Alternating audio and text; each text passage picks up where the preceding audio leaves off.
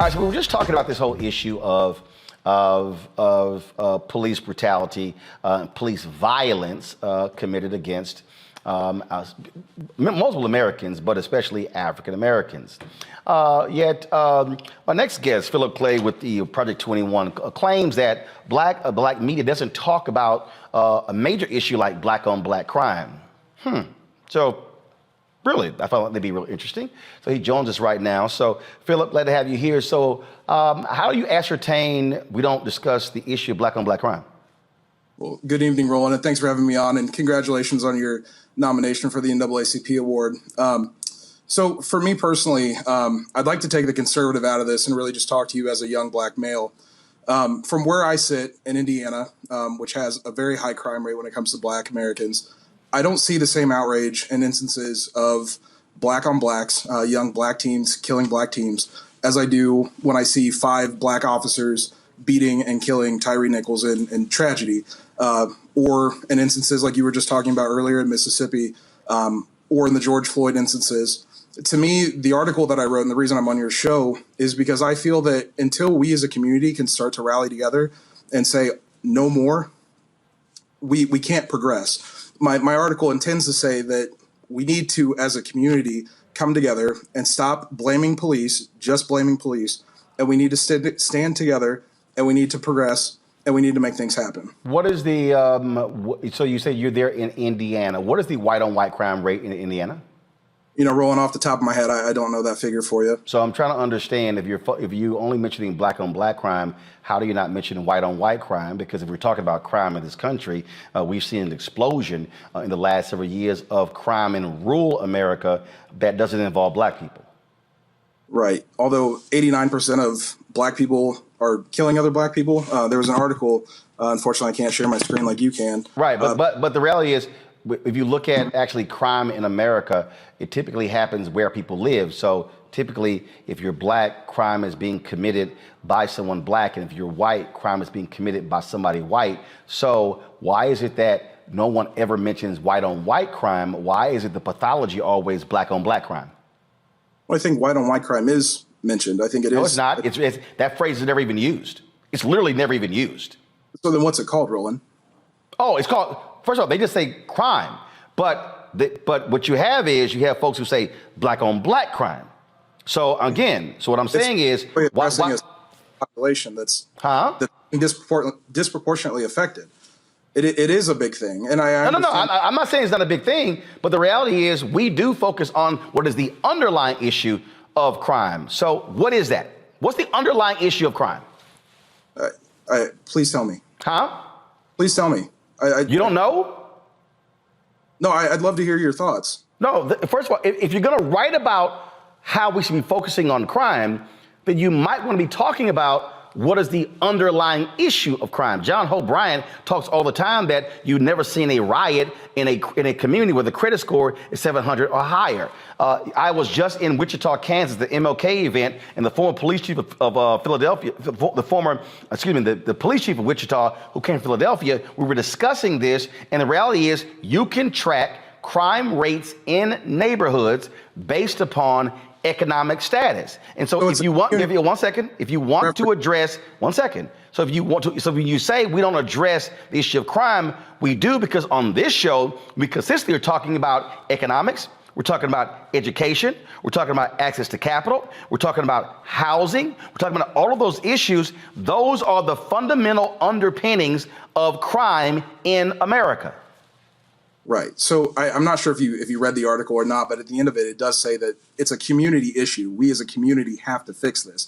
But I don't think, like your last panelist was saying, by just vilifying police and saying that all the police are bad. And I'm sorry, who said that?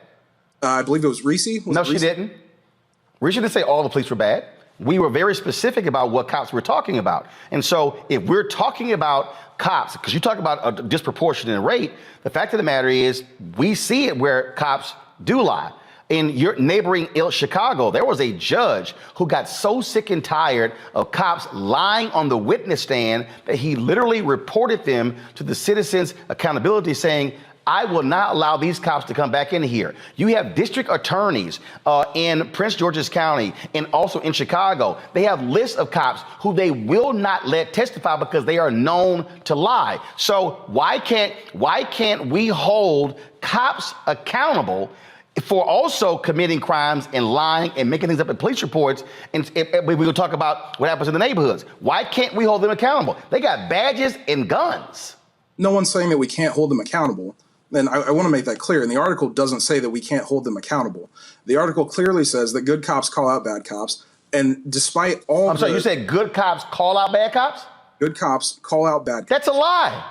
That is literally a lie. We saw right there in Memphis where so were there any good cops who showed up?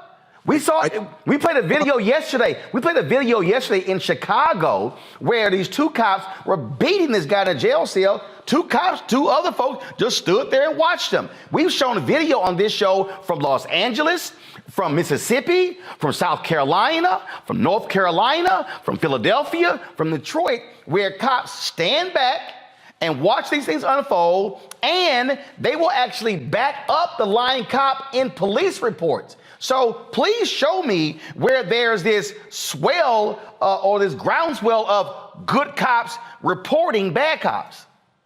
Roland, you and I agree on that subject, that those people are not good cops, the people that stand by idly and don't do anything. In doing research for the article, and fortunately enough, last year I had a chance to work with my local police department to understand what goes into being a police officer, because I wanted to know for myself what it takes to become a police officer. One of the things that was taught, one of the core things, was that not only is use of force a last resort, but you're also taught to de-escalate your partner when your partner becomes too emotionally involved or too attached to whatever's happening. How often have you seen that? How often, when you've seen a lot of these video footages, now I've seen de-escalation when the person's white. I've seen a whole lot of de-escalation. But typically, when I'm seeing body cam footage and it's somebody black, I'm seeing an escalation of tensions. And so please give me some examples where de-escalation is often happening.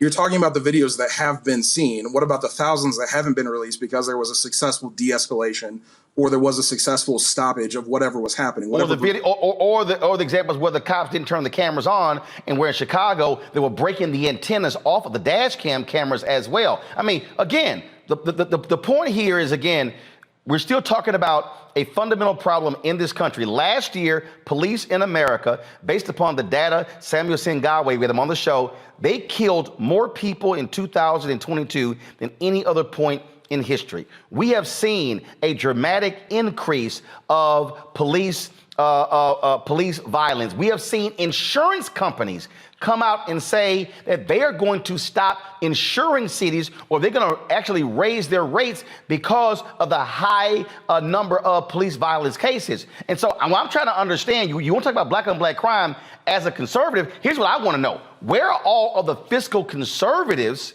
complaining about the millions upon millions and billions being spent on police settlements? That's a good question, Roland. They're not there. I guess who I don't see? I don't see Grover Norquist. I don't see, let me tell you something. Memphis is probably going to pay $20, $30, $40 million settlement. It's likely going to be higher than the George Floyd settlement. Do you know who I have not heard a lot on this?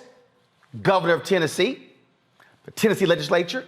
I've not heard Republicans in that state say this is gross and it's unfair. What you do see, though, you typically will see Democrats or you see the Black Caucus.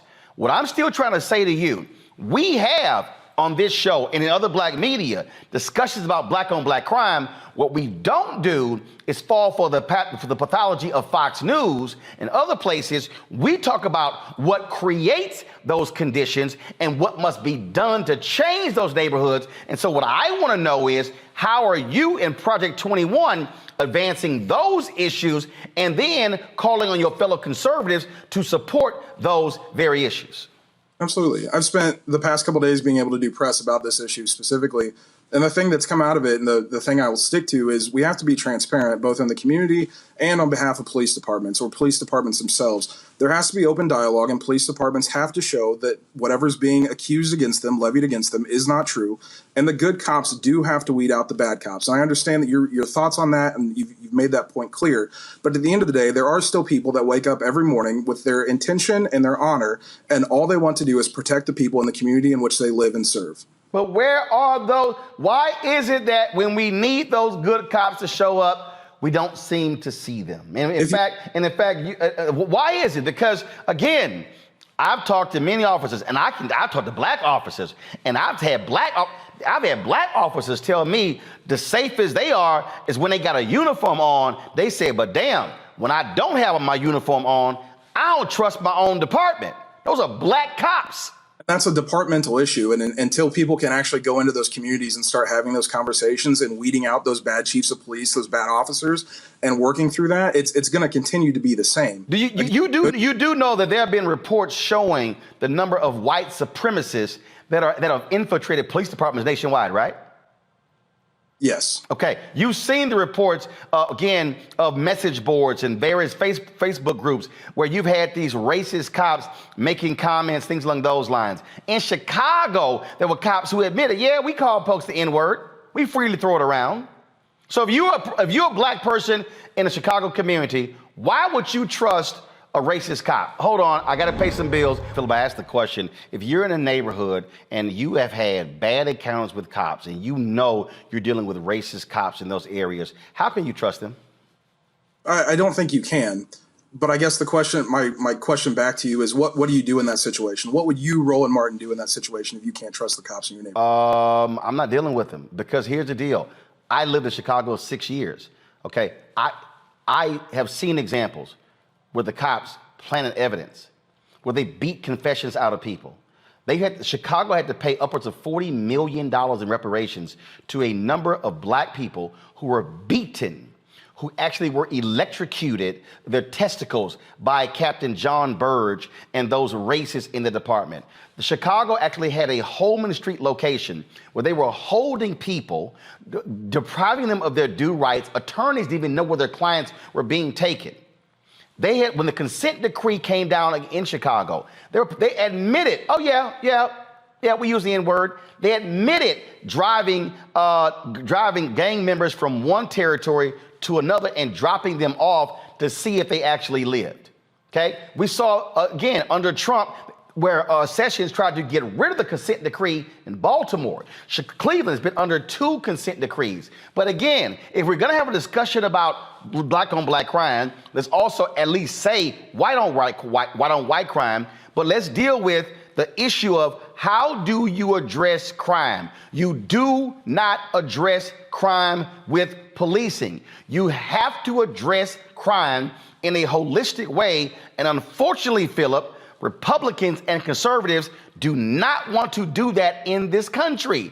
It's a matter of more jails, more police, more funding. Let's increase the funding, but not deal with the fundamental underpinning of crime in neighborhoods, which is poverty.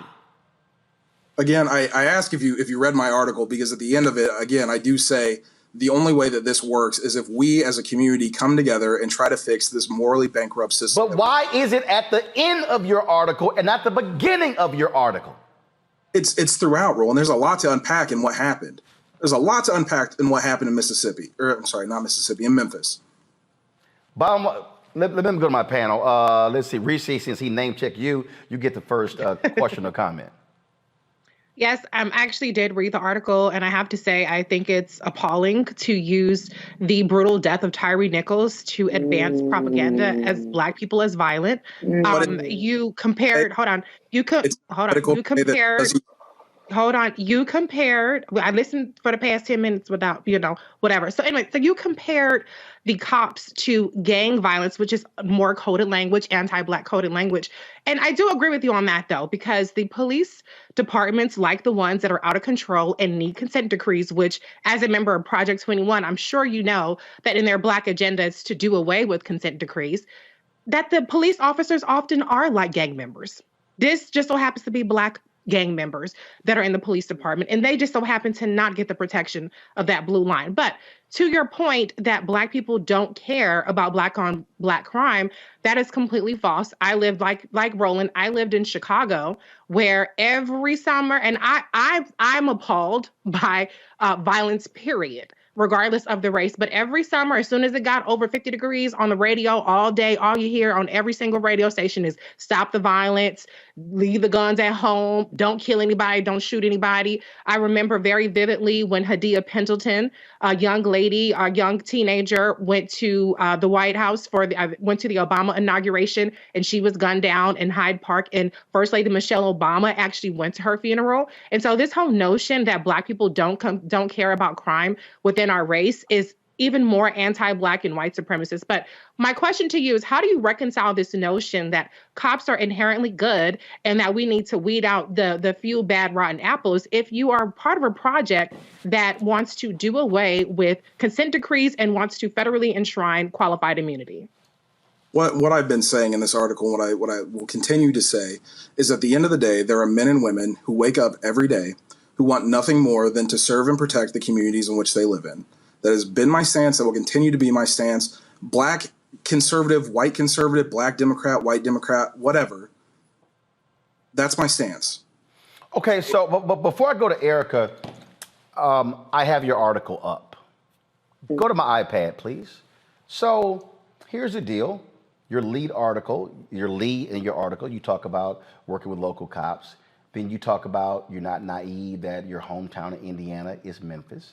Then in your third paragraph, first of all, you talk about de-escalation. In your third paragraph, you say, I ask myself, though, where's the outrage for all Black on Black crime? Why are leaders in the community like Al Sharpton not vocal about the children who are killed in Black on Black crime on a daily basis in places like Chicago? Well, first of all, that's a lie. I do know for a fact he's talked about it, even moved there for us time. I do know people who have marches and rallies in Chicago. I've covered them. I don't know if Project 21 has. And then you go on, you say, as these leaders continue to vilify police and cause tensions to rise, how are they causing tensions to rise when it's the cops who's actually killing people? They set these communities and the police who are sworn to protect them back another step. Really? Then you go in and complain about CNN. Then you talk about mirror gang violence. Then you go talk about we still see men and women of all races, religions and creeds going to work to protect the communities, blah, blah, blah, blah. Then you get this is what you keep talking about at the end of your article. This is literally what you wrote in the article, because I swore that there was some other stuff down here. That's where that white space is, because I thought there was more to it. This is literally all you said. We have to raise up the officers who are doing their utmost to defend and protect and work to weed out those who would break their oath. We have to stop looking to put the blame on everyone else and start looking at giving real leaders a chance to rebuild our morally decayed community. So in the third paragraph, you mentioned Black on Black crime. In the last sentence, the last half of the last sentence, you say, we have to stop looking to put the blame on everyone else and start looking at giving real leaders a chance to rebuild our morally decayed community. You literally say nothing about why there's Black on Black crime. You literally don't even, I'm looking for it. I'm trying to see, do I see poverty? No.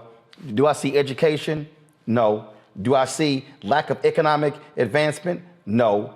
Your entire piece is really about, oh my goodness, we've got some really great, wonderful cops. So how can you make it about Black on Black crime when you don't even address the issue of the underpinning of Black on Black crime in your entire piece? Again, Roland, my position is and will continue to be that I don't see protests in the street for children being killed in Chicago. You're a lie. I'm sorry. If you don't see it, Philip, that's because you choose not to see it. They have been protests. First of all, here's the question. Where are you in Indiana? Indianapolis. When the last time you been to Chicago? I typically don't go to Chicago. Gotcha. So you don't go to Chicago. So no. Do you follow any Chicago media? No. What incentive do I have? No, wait. Do you know any activists in Chicago? Yes. Do you know any community leaders in Chicago? I know community leaders in Gary, Indiana. No. I didn't say Gary, Indiana. I said Chicago. Chicago is not Gary, Indiana. Deontay Johnson, Black Conservative Federation. You got Deontay. Oh, that idiot? Hold up. Wait. Are you sick? That's who you claiming? Dude, don't even try that one. Here's the problem with what you said. You just said, quote, I don't see any protests in Chicago of black on black. You don't know anybody in Chicago. You haven't even been there. See, this is the problem when you say I haven't seen it. If you ain't been there and you don't know anybody and you likely don't follow them on social media, you wouldn't see it. But the reality is it does exist. So Philip, never ever come on television and say, well, I don't see it if your eyes are closed because you never opened them. We have literally had the people on this show live from protests. So for you to say, well, I don't see it, you try to act like it doesn't exist. It does. So if you've never made the effort to find out that they are protesting, how can you then criticize folk for saying they're not protesting? I don't know what you're trying to accomplish. Philip, let me help you out with something. Let me just help you out with something, Philip.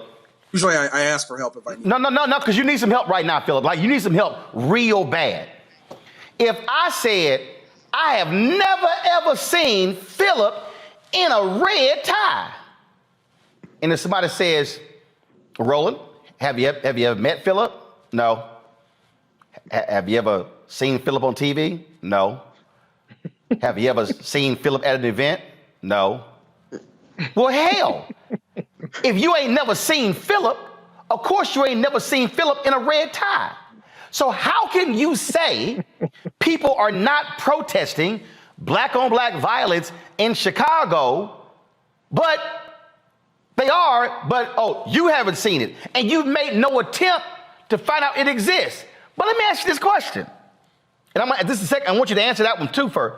Why are you so worried about Chicago and you ain't focused on crime in Indianapolis? We are focused on crime in Indianapolis. So why are you bringing up Chicago though? Because I'm sorry, go back to my iPad. I'm looking at your column. You simply state, I've had the opportunity to work with my local police department. You don't name it. You say I'm not naive enough to equate my hometown in Indiana to Memphis. You don't name your hometown. And so why is it that, again, third paragraph, right here, why are leaders in the community like Al Sharpton not vocal about the children who are killed in black on black crime on a daily basis in places like Chicago? Why didn't you mention your city? I mentioned Indianapolis in all the radio interviews I've done. No. Why didn't you mention your crime in your city in your column? All right, let me do this better. Philip, what are you doing to solve the crime issue in Indianapolis? I want to hear specifics. Working with local police departments to bridge the gap between the police and the community. How? No. What are you doing in the community? I get the cop part. Has the community ever seen you? Yes. Hold on, I'm sorry. What communities? Indianapolis. Plainfield. No. What communities in Indianapolis? I literally just said that. Indianapolis, Marion County as a whole, Plainfield, Avon, Brownsburg, Danville, Johnson County. And what are you doing? What are you doing in those communities? Working to improve police relations. Like what? No. But what are you doing? Like when you say working, have you had community-based town halls? Not the cops, the community. When? Yeah. When? Yeah. 2020. No, when? Do you want exact dates, Roland? I don't have my iPad. No. I want to know when. Because see, I know people in Indianapolis. I've spoken to them many times. I'm going to call them and I'm going to find out. I'm going to say, hey, have y'all ever seen Philip? I'm going to call them. Have you ever seen Philip? Has Philip ever come around? Because see, you keep saying you putting in the work. So, okay, how about this here? In the last year, how many community-based town halls have you actually held or attended community-based town halls in Indianapolis? Not cops, the community. How many? I've not been at any in the last year. Whoa, stop. Whoa, hold up. See, now, hold up. I'm up against a break. I'm gonna hold you over for one more. Cause see, I'm trying to figure out all this work you say you doing. I need to know what that work is. Because if you say you want to fix Chicago and you ain't had not now in a year in Indianapolis, not one. Okay, hold on. We'll be right back on Roland Martin Unfiltered. See, Philip, you want to have the conversation on black-owned media. Oh, you having it. We'll be right back. No, we'll be right back, Philip. I'm going to give you some time, Philip. We'll be right back. No, because it's not even a conversation. I'm going to give you some time, Philip. At this point, it's not even a conversation. Most people. See, I told y'all. See? Don't mess with a grown-ass man.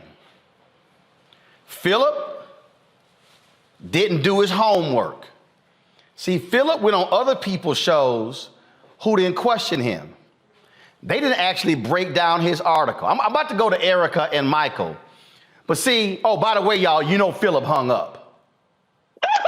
You know Philip hung up. He hung up. And they've been calling him back, texting him. And I said, let him know he can talk for the first 2 minutes. But Philip hung up because he couldn't take that heat. Because see, y'all, see what happens is, see, Philip, the basis of his, see, y'all got to understand. The basis of Philip's article, oh, y'all don't discuss black on black crime. Okay, you want to have that conversation, Philip? Let's have that conversation. And y'all heard he kept saying, no, but I said at the end of my article, we as a community, we got to come together and solve the problem. Oh, but then when I asked Philip, when has the community seen you? Philip, well, I work with the cops, not the community. Oh, Philip, Philip, when did you last work with the community? Any town halls in the last year? No.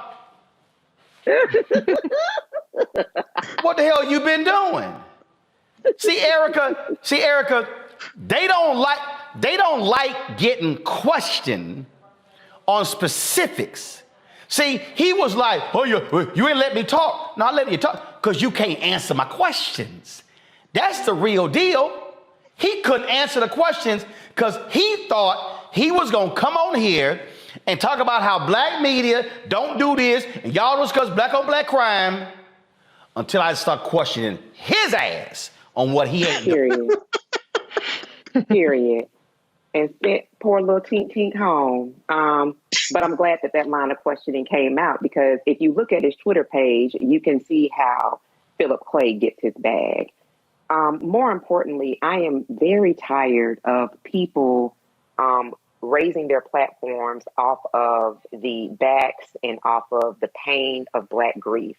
And one of the things that I was going to ask him was, did he know what grief does to the first, did he know Tyree Nichols, his mother and father's name, and specifically his mother, who talked about how much Tyree loved her, how he had her name tattooed on his arm, and that's something that you don't mostly get from kids, especially young men, but he did that, and he was the youngest in his family and very well loved, a young father. And that on January 28th, he felt it fitting to pen 4 to 5 paragraphs of complete bullshit on the back and on the grief of Mrs. Rovon Wells. Completely disgusting. For someone that is either self-identified or has been told that he is a rising star in what is effectively known as the terror group, the Grand Old Party, the Republicans, do that in its own space, not off of Black pain. And I'm also glad, Roland, that you brought forward that PBS piece because I had that in my favorites and I pulled it up in that 2006 bulletin that the FBI published, heavily redacted, but spoke very, very clearly to not white supremacy, what it actually is, white nationalism, and that how folks that are a part of this movement literally terrorize Black and Latino communities. So I feel like whatever it is that Philip is looking to achieve, keep Black people name the hell out of your mouth, because I would love to hear his talking points when his face is pushed up against the ground and he's being tased. See, Michael, I know some real Black conservatives. I actually know some Black conservatives who are in communities that do the work. But see, Philip thought he could just sit his ass and bang out some comments and the National Review put it up.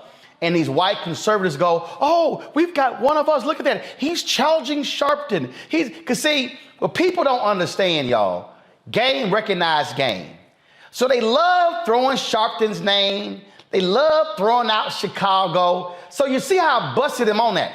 How you from Indianapolis and you gonna mention black on black crime in Chicago, but what you don't mention is that most of the guns that where you have the crime committed in Chicago come from across the border in Indiana. Oh, I bet Phil don't want to discuss gun control though. See, this is the game they play. And see, this is the grift. That's why that fool mentioned that ignorant ass fool Deontay. That's why his little trifling ass won't come on the show with me. Cause see, I schooled him like I did Philip because they are not credible people.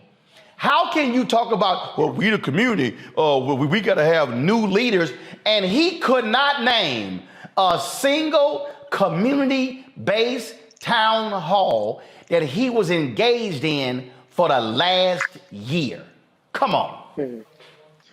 Yeah, Roland, I read the article from J. Philip Clay. First of all, when I saw he was from Project 21, I said, this is going to be some BS right now, because I was on with Reese when Craig DeLuce was on and we tore his ass up. Okay, from Project 21 also. So I read the article, and just like you, Roland, I saw the white space at the bottom. So I thought it was a whole right. 3, 4, 5 paragraphs. Wait a minute, hold on. I hit refresh because I thought only half of the article loaded. So I hit refresh and I was like, hell, that's just white space. It ain't nothing down here. Exactly. I kept looking and I said, wait a second, is this it? Because I printed up the article. It's right here and I made notes because I had questions for him.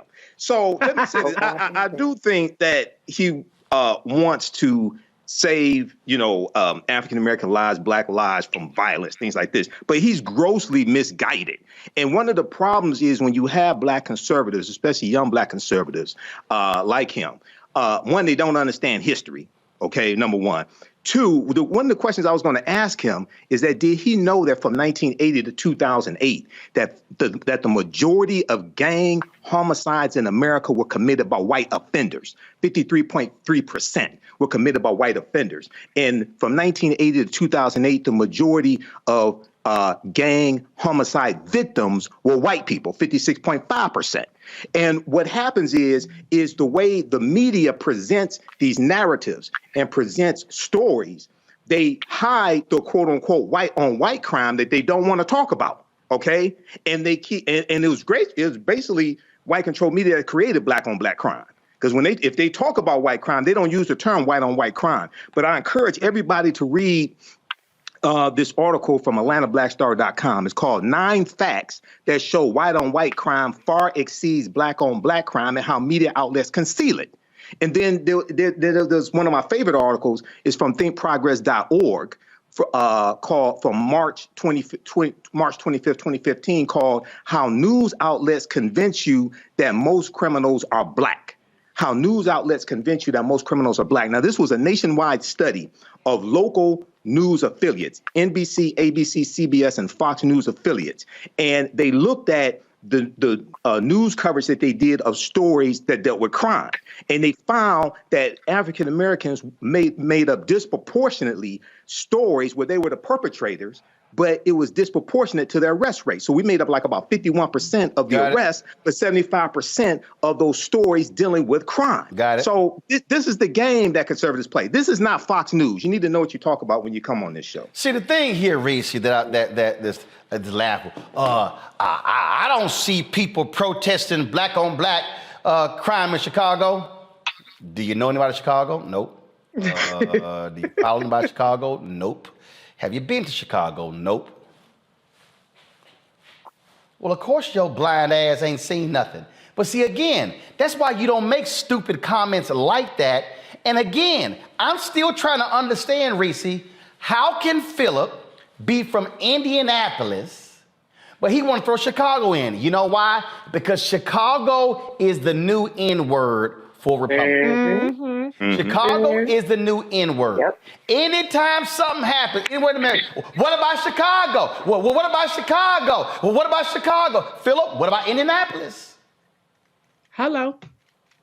And his profile says Plainfield, Indiana. I don't even know what that is, but it certainly isn't as catchy and flashy as Chicago. I'm trying to figure out, why is Chicago in it?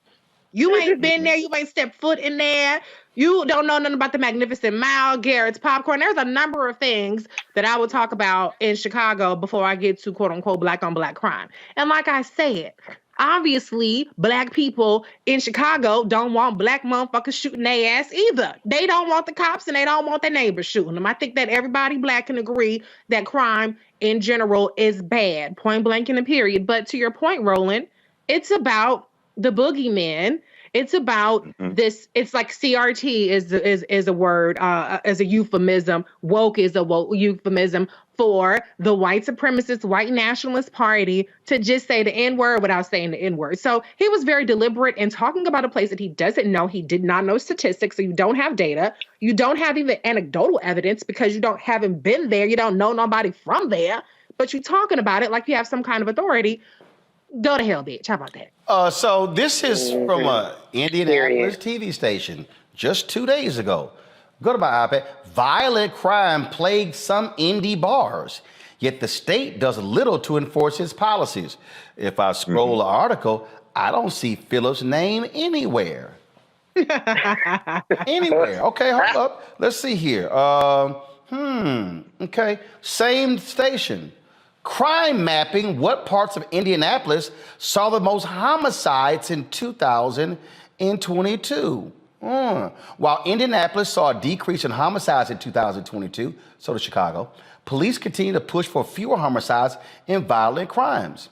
In 2022, 226 people lost their lives in a homicide in Indianapolis, down about 15%. This is a decrease of 45 homicides. And so as you see it here, a gunshot is listed as a cause of death for 86.7% of the homicides. Phillip, are you speaking out against guns? Phillip, I got something for you to do in Indianapolis. Nearly 66% of the homicides in Indianapolis remain unsolved as of early January. Of the 226 homicides, police made an arrest in 66. Roland, can I point out too? Ain't that, and hold up, of the homicide of 2022, largest group, 25-34, black men aged 18 to 24 made up the largest group. So here's the question, Phillip. You keep meeting with the cops. Why aren't you focused on your own city of Indianapolis? You're not, Phillip, because you know why? You don't give a damn about those communities. What you want to do is you want to make a point by taking a shot at Sharpton and at black leaders and black on black violence in Chicago. Reese, I'm on overtime, but I got 20 seconds to go. He lives in Plainfield, Indiana, which is a population of 34,000 and 87% white. So you really pushing this anti-black. So he don't even live in Indianapolis. He ain't even from Indianapolis. Boy. He lives in a suburb of Indianapolis. Boy. Go to his Twitter page. I'm not going to say it, but go to his Twitter page. I did. Michael, that's how he's Go to his Twitter page. What's his name again? You will see how he get in the bag. Plainfield, Indiana. J Phillip Clay? I didn't make that up. That's what he has publicly. J Phillip Clay. Hold on. I'm going to pull it up. Show his Twitter page on your screen. Here we go. Y'all pull it up right here. It says J. Phillip Clay, Everything you need. husband, father, Christian conservative. It says Plainfield, Indiana. Phillip, Scroll up to the picture. Phillip, no, his tweets are protected. Phillip, you don't even live in Indianapolis.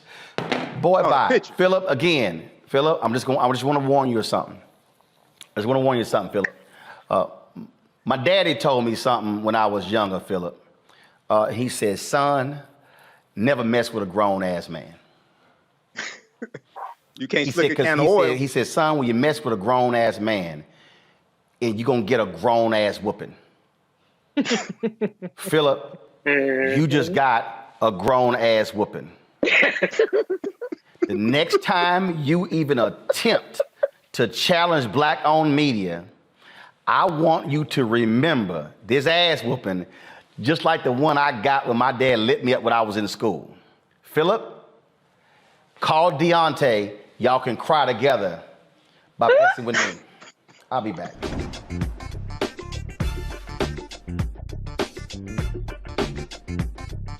Folks, Folks, we're 1 year away from the 2024 presidential election. Donald Trump's leading the polls on the Republican side. President Joe Biden, of course, on the Democratic side, is likely to be a rematch from 2020 when Biden beat Trump. A co-founder of a Black Lives Matter chapter in Rhode Island says that Donald Trump has done more for black folks than any other president, and actually he is the choice. Mark Fisher is that individual. Mark joins us right now on the show. Mark, glad to have you here. So first and foremost, when you made an assessment about this campaign, and you basically said nobody is good. That's right. Okay, explain. Well, I mean, it's self-explanatory. Everybody else sucks, I said, to quote myself. And, you know, when you look at who we have sitting in the White House right now, I said he's a deep disappointment. He's let me down. He's let my community down. The whole Democratic Party is a complete disappointment. And I think that as an independent, I will endorse Donald Trump as the best candidate that we have. Why is he the best? Well, because he's somebody who I would consider a strong man. I consider him somebody who would give us respect on the world stage. You say we don't have respect on the world stage? I feel like it's waning. I feel like it's what? I feel like it's when we have somebody like Joe Biden as the head of state representing us globally, I don't think it's the same as if it's Donald Trump representing us. President Joe Biden was able to pull back the NATO coalition, which Donald Trump actually splintered during his 4 years. That played a role in terms of what we see happening with Ukraine and Russia. We have also seen, again, European leaders talk about his leadership. So explain that, because obviously international leaders had, except for the dictators, they had a totally different view of the foreign policy of the United States under Trump and Biden. Well, fundamentally, they both come from a different perspective. When you look at somebody like Donald Trump, he's America first.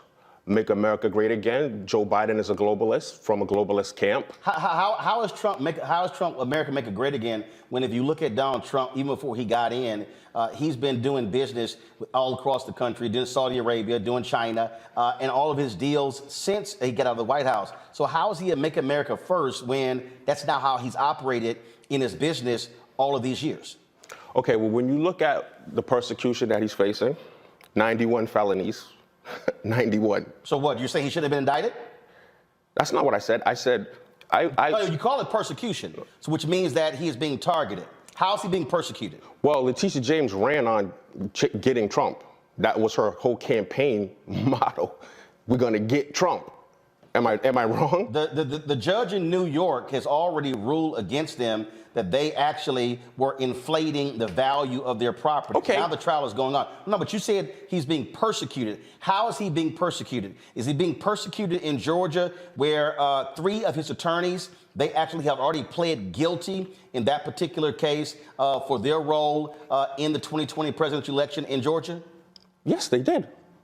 They pled guilty. Right. So how's he being persecuted, though?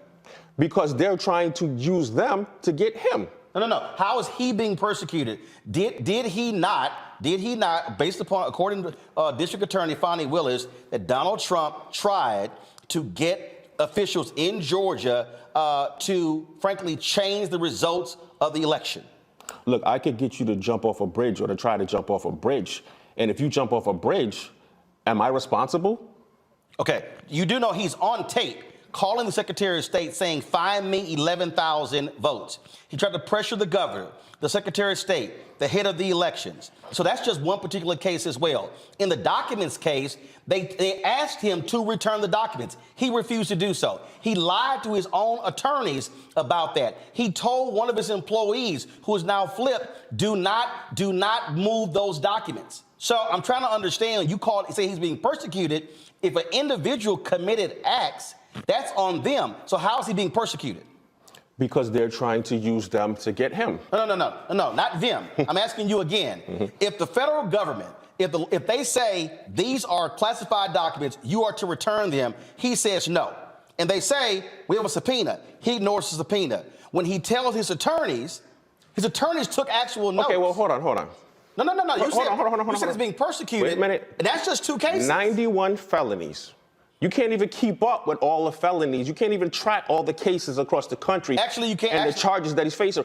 You have to take them one at a time. There's so many. They're coming fast and furious. Actually, we can track them. But again, though, if an individual believes that he is above the law and he's not, if he committed crimes, then he should be prosecuted. Yes or no?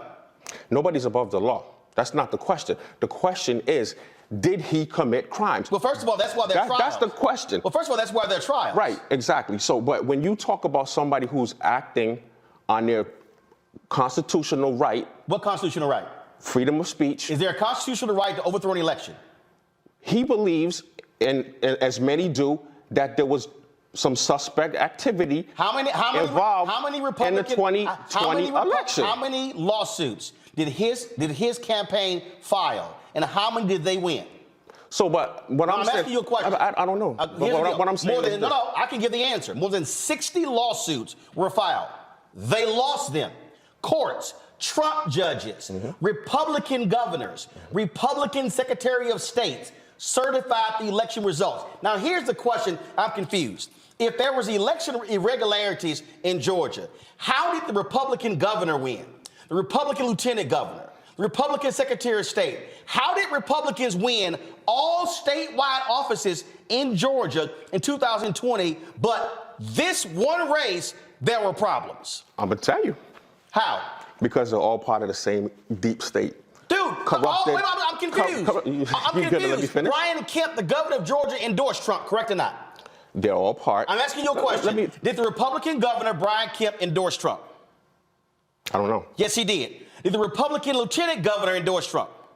I don't know. Did the Republican Secretary of State endorse Trump? Yes. So again, I'm confused here. All of these Republicans endorsed Donald Trump, yet all these Republicans won. He didn't. He's saying, oh, it's fraud. So, like I said, when you look at the government, both parties. No. See, again, Democrat and Republican. You mentioned persecution, and there were 4 cases. You mentioned especially the Democratic Party. You mentioned 91 indictments. It's a smorgasbord of BS. You still, but hold up. You say let's take it case by case. Suspect behavior and activity. I'm taking it case by case. Both parties. No. I'm taking it. And he's anti-institution. Mark, you say that's the problem that people have with him. That's the problem James has with him. That's the problem Bragg has with him. That's the problem Smith has with him. And that's the problem Willis has with him. That he is anti everything they love. No, he's not. Institution. No, he's They're not. very comfortable, right? And rightfully so. I'm not here to bash them or hate on them. God bless them. I love them. But what you're doing is making stuff up. What am I? So again, no. You say it out of your mouth. He was being persecuted. You mentioned the 91 indictments. You mentioned the 4 different cases. I walk you through 2 of those. The judge has already ruled that Donald Trump and his Trump organization absolutely inflated their assets, which is against the law. Donald Trump's own accountants testified that they actually inflated. He even inflated the size of his own penthouse. I just don't understand how people can't think for themselves. You got all these zombies walking around. You're telling me you got all these people walking that can't think for themselves, doing whatever's in their best interest for their own expedience and their careers. But every time it happens, it comes back to Donald Trump. Donald Trump. Throw him in prison. Take all his assets. Throw him under the bus. Take him off the ballots. Like. You don't think people can see this? So what you're saying is this is anti-American. What you're saying is actually no, because there's a sign above the Supreme Court. It says equal justice under law. What you're saying is you don't mind a liar. What you're saying is you don't mind somebody making. What did he lie about? Donald Trump lied about the value of his assets. Donald Trump has lied about not trying to overturn. Can I say something? Hold on, Mark, I'm not done. On that point, Mark, I just want to, because you said he lied about the value of his assets. You're saying that he lied, his people are lying for him all the time. So what I'm saying is, if he's asking for 11,000 votes, if they're doing that, if he's asking people to make his property as lucrative and as attractive as possible. And these people are doing it, right? They're doing it. Whether they're doing it or not, that is their own personal business and choice to do that. If he says, I'm looking for 11,000 votes, you're absolutely, I know people who have reached out to me, black people, who tell me that there has been all kind of fishy business going on. And Mark, double voting, triple, quadruple, and you're right quintuple voting. No, I can tell you, people are reaching out to me, telling me they keep calling him Bill, William, Willis, so on and so on. And the Democratic elected. So you say, oversight. Oh my God, I see double voting. That's what people are telling me. But the Republicans in Georgia. So I'm just saying, Mark, wait a minute, Mark. There's reason. I'm going to finish, Mark. There's reasonable doubt. I'm going to finish. No, it's not. No, it's That's not. all I'm saying. When you have, and you can't blame him for that. That's protected under our First Amendment right. Are you literally making this up as you go along? So we don't have protected rights. You do know. You do know. We don't have the right, Mark, freedom of speech. You do know. We don't have the right to access the courts. We don't have the right to keep ourselves quiet. You cannot seize ballots. We don't have the right to cannot seize voting not be machines. sieged and surged, to not be violent. We have rights in this country. And that's one of them, to speak our mind. Assembly. Mark, we have these rights. Speaking your mind and lying. Aren't you a pastor? I have a background in theology. Okay, I got a what in theology? A background in theology. A background in theology. Does the I've never been a pastor. Okay, I preached. I taught Bible study. Question. Yeah. Okay, fine. So does the Bible, I have a degree in theology. That you actually read, what does it say about lying? It said all lies will find their place in the pit of hell with fornicators, homosexuals, liars, and all ungodly form of. Well, that must mean Donald Trump is sitting on a throne in hell, because that man has just lied about numerous things. Well, listen. But hold up. I'm gonna ask you this question. You said that Trump has done more for the black community than any president. What has he done? He's done a lot. Name it. Actually. Name it. And I'm surprised that most people don't really know. No, I'm asking you to name it. Okay. Name it. I'm going to. For starters, because this is important as an educated man, and $250 million annually has been allocated to HBCUs, which is big because I went to Hampton. No, it's not a lie. No, it's not a lie. Stop. I'm sorry. No. I'm sorry. And minority serving schools. I'm sorry. But it's all together. It's for people of color. Let me ask you a question, Mark. 90 million of it went to black schools. Mark, and not only that, Mark, let me ask you a question. It was about to be expired. He took the initiative to not let it expire. And not only that, Mark, you're wrong. Give it a 10-year stay where it was being done every year. He said, why do we have to keep coming back every year to get money? Mark, what you just said right now is a lie. Let me prove you. Prove me wrong. The program that you're talking about started under President George W. Bush. The president and CEO of the United Negro Fund thanked him publicly. Will you please listen? See, again, though. When you're operating in an alternative world, I'm giving you for real facts. Let me say it again. He did not thank him publicly. Mark, listen. The United Negro Fund president and CEO, Mr. Lomax, did not thank him publicly. The program you're speaking of started under President George W. Bush. It continued under President Barack Obama. It expired. What you do not know is that Donald Trump zeroed that program out of his budget. It was Congressman Alman Adams of North Carolina who put it back in the budget. She was the co-chair of the Congressional HBCU caucus. Then it went to the United States Senate. Donald Trump, let me tell you again, Mark. Signed off on it. No, he did not sign off on it. Again, Donald Trump's budget, which he submitted to Congress, removed the money. Congress put it back in, led by Alma Adams. Now, do you know who broke that thing down? A gentleman named Walter Kimbrough. Do you know who Walter Kimbrough is? Two-time HBCU president who detailed it, who was actually in that meeting in the Oval Office when Trump was there. So what you're sitting on, you're saying, oh, $250 million. Let me ask you this question. How much money have HBCUs gotten in the last 3 years from the Biden-Harris administration? I don't know, but I never paid $10 for eggs or $5 for gas. What school did you say you went to? I never paid $10 for eggs or $5 for gas. Mark, don't try to change the subject. No, I'm just telling you. You're talking about the economy. Under Trump, it was booming. Mark, I'm asking you again. And black unemployment was at a historic all-time low. HBCUs. You want to talk about numbers? We're going to stay on HBCUs. What school you went to again? I went to Hampton for a year. Oh, you went to Hampton. And then I went to North Point Bible College in Haverhill, Mass. So let me ask you this question, Mark. You said Trump allocated $250 million to Black and Hispanic serving institutions. About 90. You're reading it. No. I don't have to read because I got it up here. You say about 90 million of that went to HBCUs, right? That's what you say, correct? That's correct. Mark, that is the recognized information. Mark, are you consensus aware? information. Are you aware? In the last 3 years under Biden and Harris, $6.5 billion has gone to HBCUs, not Hispanic serving institutions. HBCUs, $6.5 billion. So you held up $90 million under Trump and $6.5 billion under Biden Harris, but you say Trump is better for HBCUs? You're telling me. Do you need the proof? You're telling me Joe Biden. Do you want the proof? Gave $6.5 billion. I'm sorry. Do you want the proof? Yeah, I'd love to see that. Okay, here's the deal. To HBCUs. Oh, no, yes. And he can't even. Hold up. He can't even put together a reparations commission. Why would he do that? And a matter of fact, he's such a flip-flopper. Hold up, wait. Oh, here we go. You went to Hampton, Hampton, right? He's such a liar. You went to Hampton, right? He's such a duplicitous. Did you go to Hampton? Did you go to Hampton? That's why he picked the vice president he picked. Did you go to Hampton? He could have picked anybody else. Did you go to Hampton? Because they're both just as duplicitous. Did you go to Hampton? You say you went to Hampton, right? 2 peas in a pod. You went to Hampton, right? She's Indian. You went to Hampton, right? HBCU you went tours. To Hampton, didn't but you? during the tours, she's all Wakanda forever. See, Mark, see what you're doing. See, what am I doing? This is why you love Trump. Because you're doing the same nonsense he do. You bring up something, then you switch topics. You told me you was going to show me. I said I'd love to see it. Mark, I'm walking you through it. I'm waiting, bro. I told you point blank. Hampton University, I'm going to tell you how much Hampton actually got. Hampton University, $48.7 billion under Cap 1, $4.2 under CARES Act, $9.8 under CARES Act.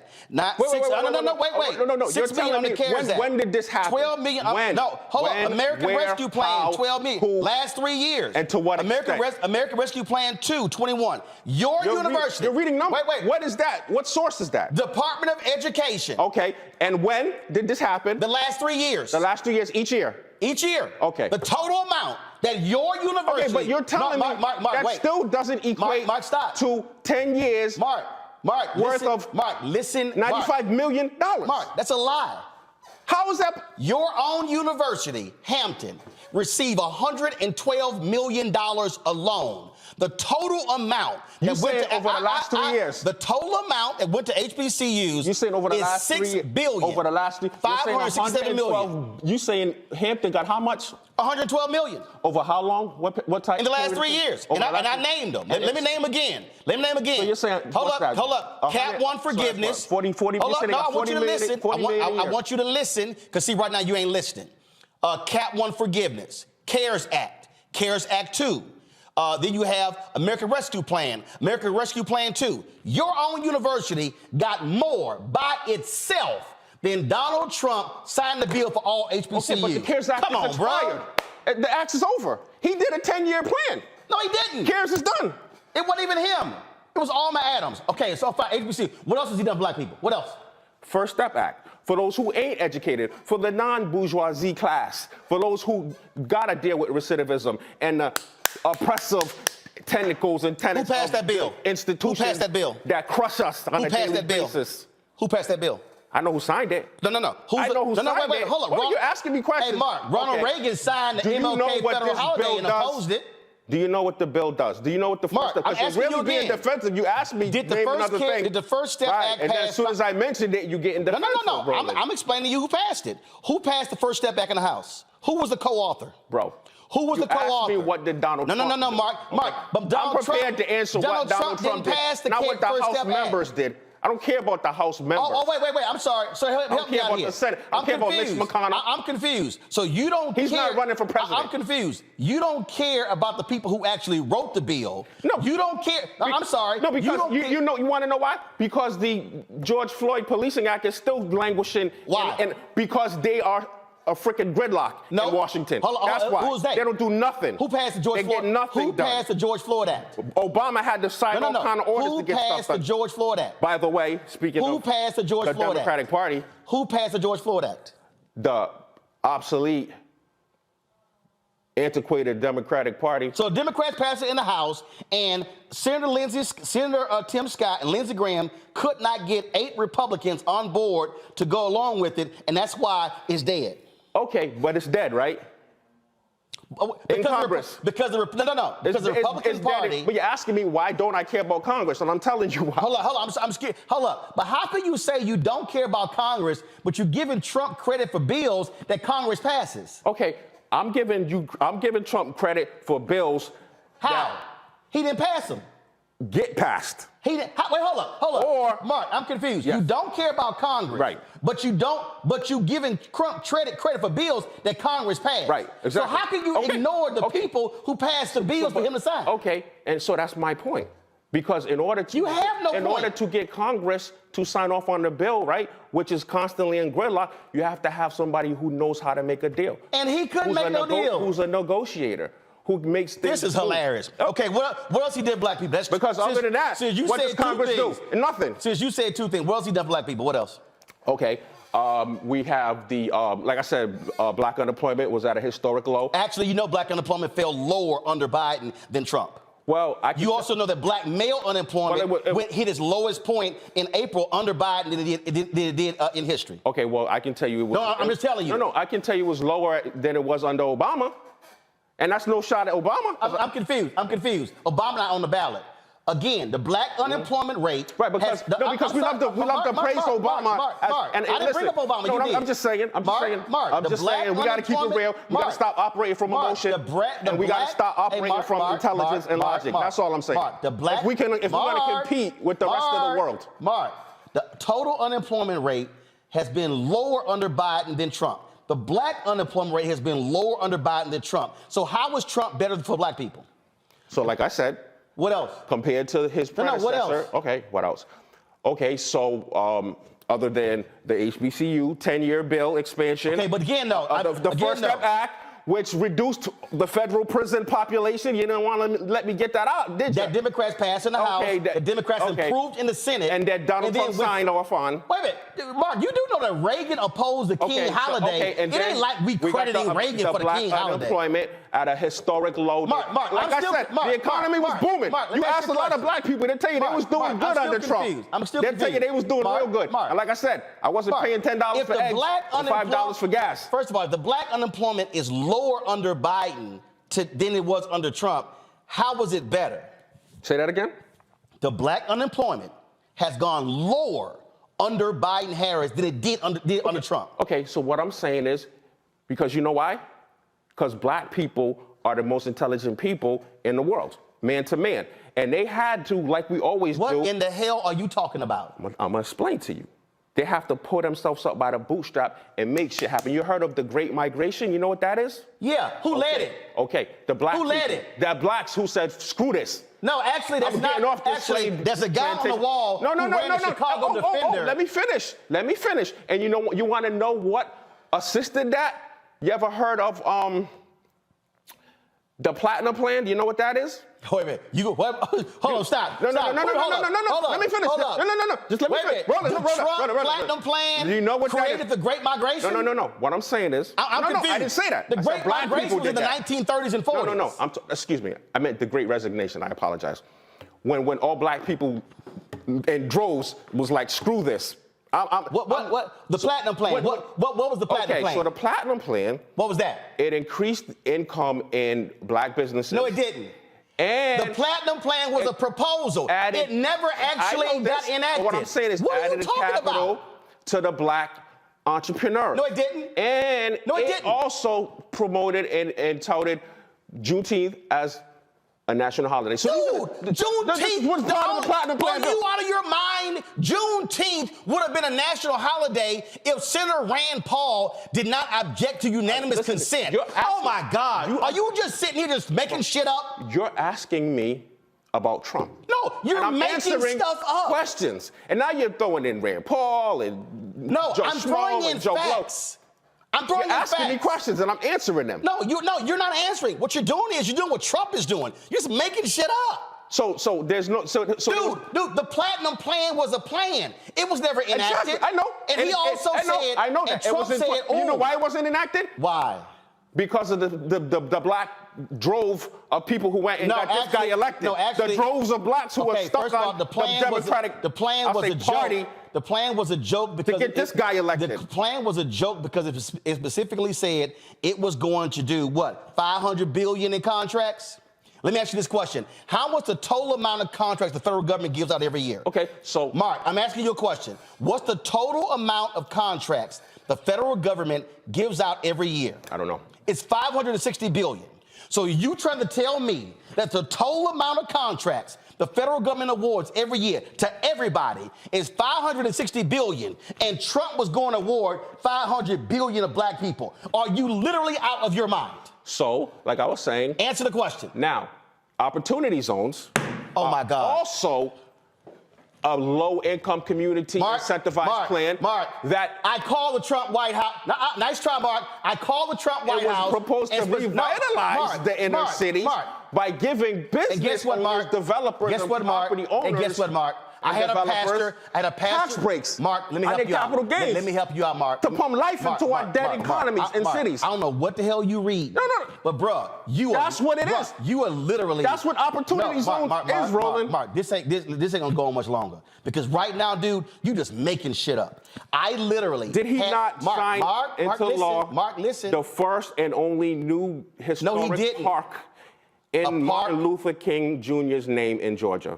Are you out of your? Okay, so then. Oh my God. He did not sign into law and create a new historic park in Georgia in honor of Martin Luther King Jr. He didn't do that, Roland. You literally say, let's support Trump because a park was created? No. You're asking me. No, see, this is the problem. No. I noticed how you skipped over that platinum plan. This is the problem. Mark, I noticed how you skipped over those contracts. The narratives that people believe and buy into instead of creating their own narratives. I noticed that's how what you I'm doing. Over the I'm creating a narrative actually, like I did with myself. What you're creating, because I no longer choose to be defined by you, by the news, by print, by media, or by my neighbor. Okay. I define myself. Mark, here's the deal. Everything you just laid out.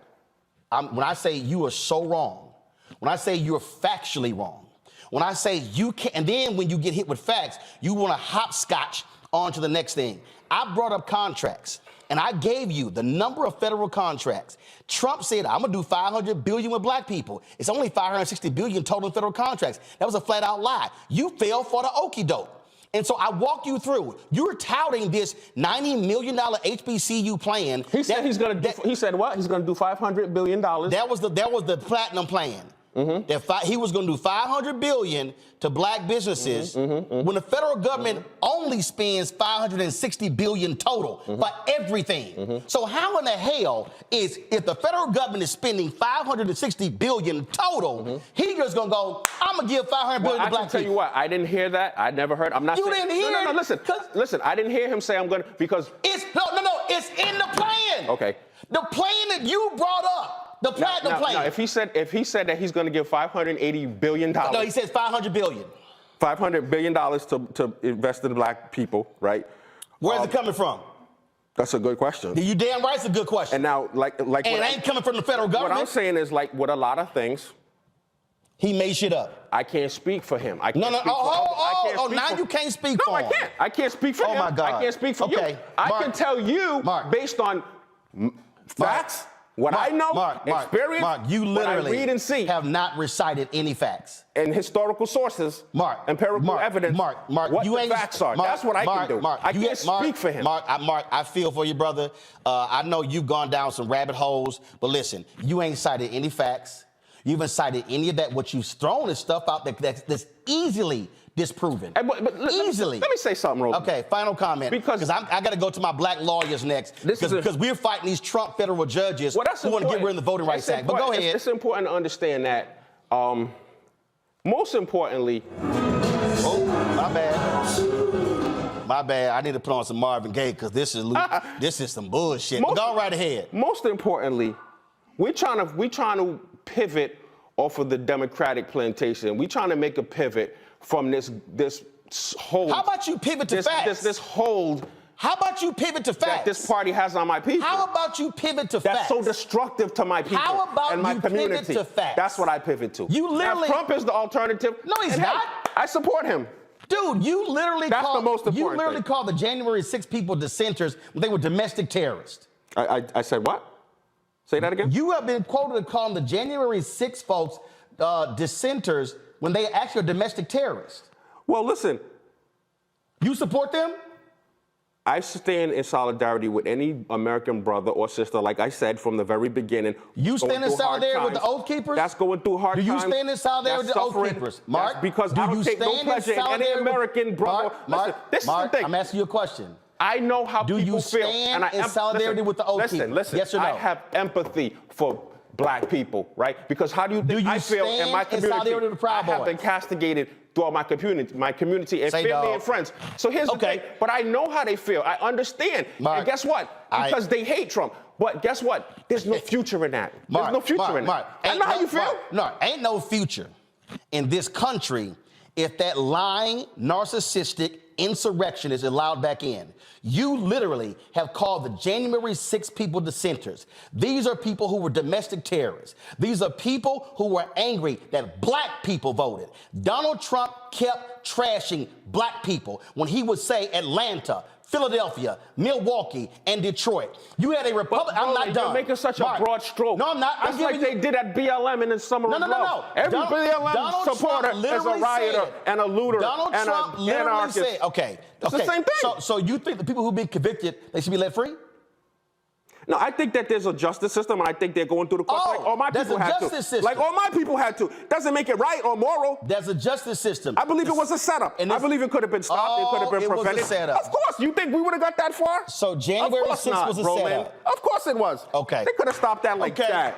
That Gotcha. could have never happened. But why? It wasn't a good look. Well, for them guess to what? stop You it. couldn't stop it when Donald Trump wouldn't It allow the wasn't a National good Guard to look. become So now out. they're handing out cases like Halloween candy, and you don't see a problem with that. You get 20, you get 20, you get 20. Hey, okay, let me you be guys, real clear. okay, you stay in your comfortable, Mark, I'm going to be on record. I got zones. no problem with the racist Oath Keepers and the Opportunity Proud zones. Boys going to jail. Yep, there you go, trying to change something. All right. No. Hey, listen. Like I said, I take no pleasure in any suffering. Mark, last point here. Period. Because I got some lawyers waiting. Here's the whole deal. I'm going to give this last one, since you keep yelling opportunity zones. The black pastor. No, I'm saying that people. I'm saying that the bourgeois class. Mark, I want you to that's listen. so comfortable. No, I want you to listen. They don't want to see anything change, Mark, even if that means shitting on the average black let person. me say it again. They don't want to see it happen because that messes with their comfort. I'm going to give you a fact. That's why I have a problem with. I'm going to give you a fact. My own people. Mark, I'm going to give you a fact. Gave me no support when I started my organization. I didn't get an iota of support from them. Mark, you in Rhode Island. It's for the 3 same black people I'm fighting for. It doesn't matter if it's one. Is Jeffrey? That's not even the point. Listen, we for the same people I'm fighting for. I come here and all the black people tell me you need to drop BLM. No. Because you know what? They're doing too well here. When you come here, they can't relate to that. When you come here, they can't understand what the plight is of black people outside of the DMV. Mark, so they tell me drop that. Mark, when you come here, we deal in facts. Now I say I support. All people are suffering. Oh, now they don't want to have Thanksgiving with me. Now they want to castigate me and offend me. So okay, you know what? This is what I find to be funny. That's what I'm dealing with in my community. This is what I find to be funny. But I still love my people anyway. This is what I find to be funny. I'm gonna leave it on this one here. You kept mentioning. I love them anyway. No, Roland. you kept mentioning. I still go to war. Mark, I still go to bat for I'm gonna close this out. Because black is beautiful. I'm gonna close this out. You kept mentioning opportunity zones. The black pastor from Baltimore who spoke with Trump at the White House when that was announced came on this show that night. 6 months later, he came on this same show and he said it has been an abysmal failure. What pastor? The black pastor from Baltimore who spoke. Go look it up. What's his name? He was on this show. What's his name? Mark, you can go pull it up. I'm asking you, what's his name? Mark, I'll pull his name up, but it's real simple, brother. Please. It's real simple. I want to know who you're It's real talking about. simple. If you're gonna run around spouting stuff, bruh, have some facts. Double check some stuff. Can I tell you something? Your stuff is so easily Roland, disproven. this is what it's unbelievable. Let me 30 seconds. Let me drop some knowledge real quick. You ain't dropped no knowledge. I'm gonna drop some knowledge on you. What you gonna drop? This is what y'all don't understand. People don't care about the facts. You know what they care about? Perception.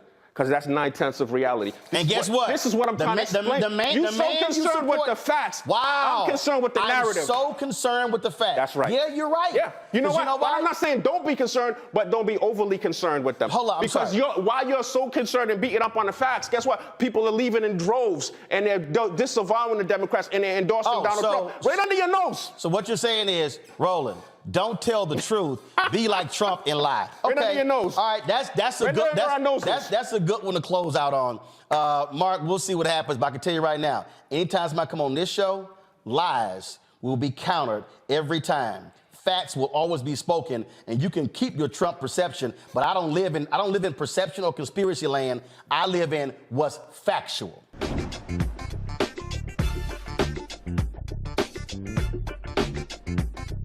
You look back on 4 years of News One now, time for one of my classic clapbacks. In August, Paula White and Jim Baker had the nerve to call Donald Trump a man of God who is under siege from evil forces.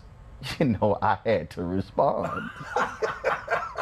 Oh, let me address you, Pastor Paula White. I'm going to take you to 1 Samuel 10, verse 17, when Samuel called the people and said, "This is what the Lord, the God of Israel, says. I brought Israel up out of Egypt. I delivered you from the power of Egypt and all the kingdoms that oppressed you. But you have now rejected your God who saves you out of all your disasters and calamities. And you have said, no, appoint a king over us. So now present yourselves before the Lord by your tribes and clans." See, that's when the prophet Samuel then anointed Saul, because the people wanted a king. Here's what we know, Pastor Paula White. The people of America rejected God. They rejected a godly man. You had the audacity to say, how can anybody withstand what Donald Trump has gone through? How about 8 years what President Barack Obama went through, when the same person who you praise questioned his Christianity, questioned his faith, dared present the birther movement as somehow he was not a full American? That was an outright lie, but you stood with that man, the same man who said he grabbed women by the vagina, the same man who said he would force himself upon women to kiss them when he wanted to, the same man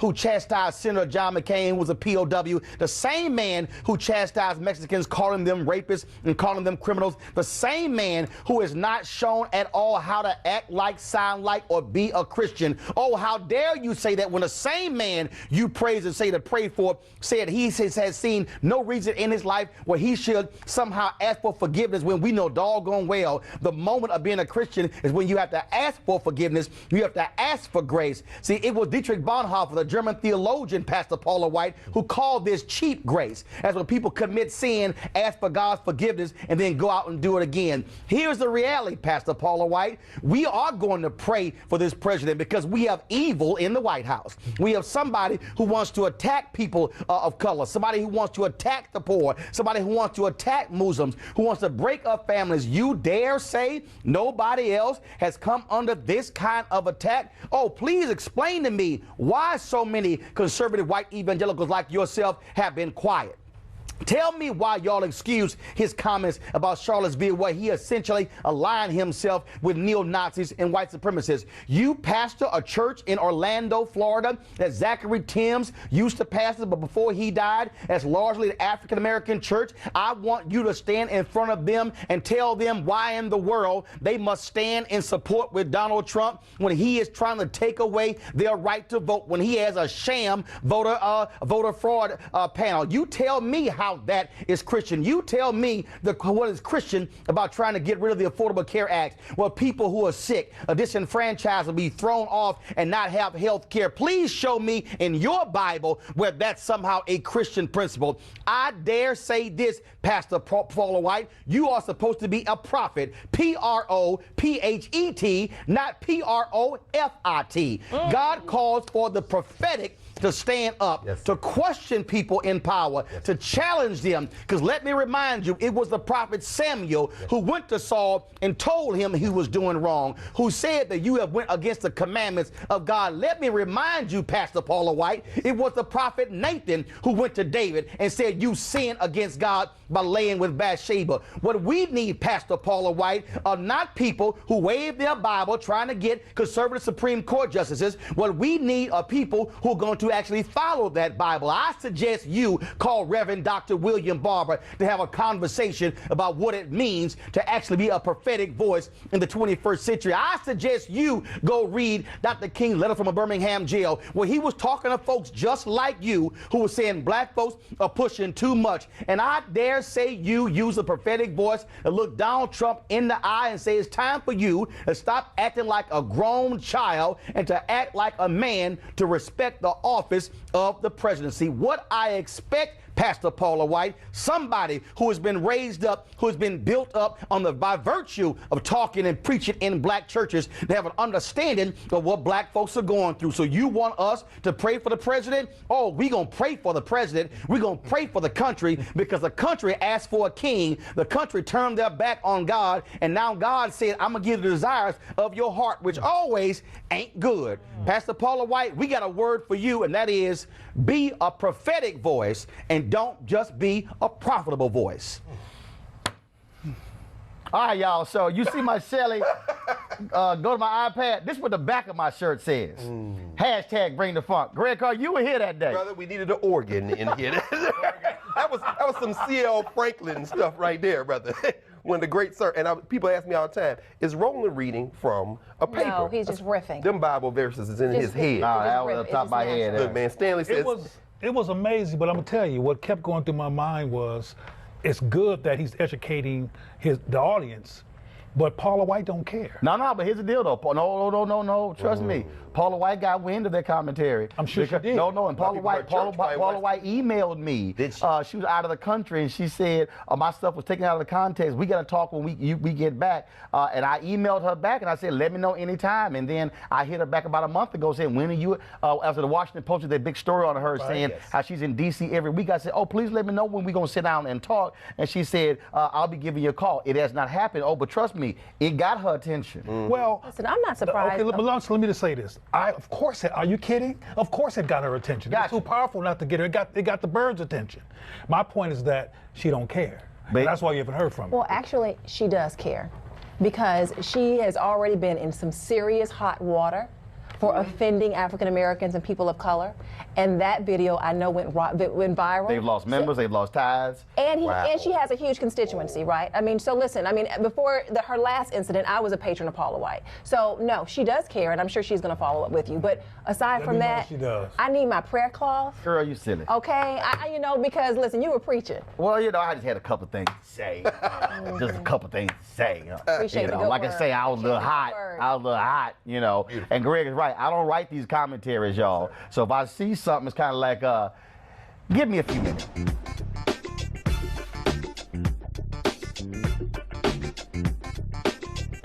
Is not doing it in Mississippi. And so what I'm saying is this here. No. What I'm saying is this here. When I listen to Republicans talk about being pro-life, what I want to know is where their pro-life stances when it comes to Head Start. Right. Where their pro-life stances when it comes to prenatal care. Right. Where their pro-life stances when you have black women who have a high rate of dying in childbirth. Where are your pro-life policies when it comes to infant mortality? What I'm saying is when you are a Republican in the state of Mississippi and you push a law and the Supreme Court overturns Roe v. Wade and you are ill prepared to handle the 5,000 new babies, maybe because the money that you could care for the poor went to Brett Favre. That's right. And all I want to see is the governor of Mississippi, who's opposing Medicaid expansion, seeing rural hospitals shut down in his state, and you got white women and black women who are dying, and Republicans control the legislature. Yep. They control the governor's mansion, so don't tell me they are pro-life when they are unwilling to accept Medicaid expansion, but then they say we don't want to accept money from the federal government when they send $1 to the federal government and they get $4 back. When you look at this concept, what you're saying to me right now is that because you believe that Republicans are not supporting pro-living, I disagree. I look at the Republican support for community health centers. I look at the Republicans trying Where? Everywhere, Roland. South Carolina, South Carolina, North Carolina, Tennessee, Georgia, Arkansas, Texas, Mississippi, Alabama. Exactly. They all are against Medicaid expansion and look rural hospitals. Roland, Are you telling me? Are you telling me rural hospitals? Are you literally telling me that rural hospitals in Mississippi, Alabama, Texas, Arkansas, Tennessee, Georgia, North Carolina, South Carolina are not shutting down? Are you actually telling me that? I am not telling you that. But so what therefore, I am saying, if they're shutting down, how then are the people able to get care? How? Roland, what I am saying is that there are, when we talk about aborting babies, like, so you're saying to me that because we support life, actually giving babies the opportunity to live, I'm confused. Baby born. I'm so confused. No. First of all, hold up. You're confused because you think I'm saying something that I'm not. Well, tell me what you're saying. What I'm telling you, I'm being very clear. You cannot say you are pro-life when you vote against prenatal care for the mother.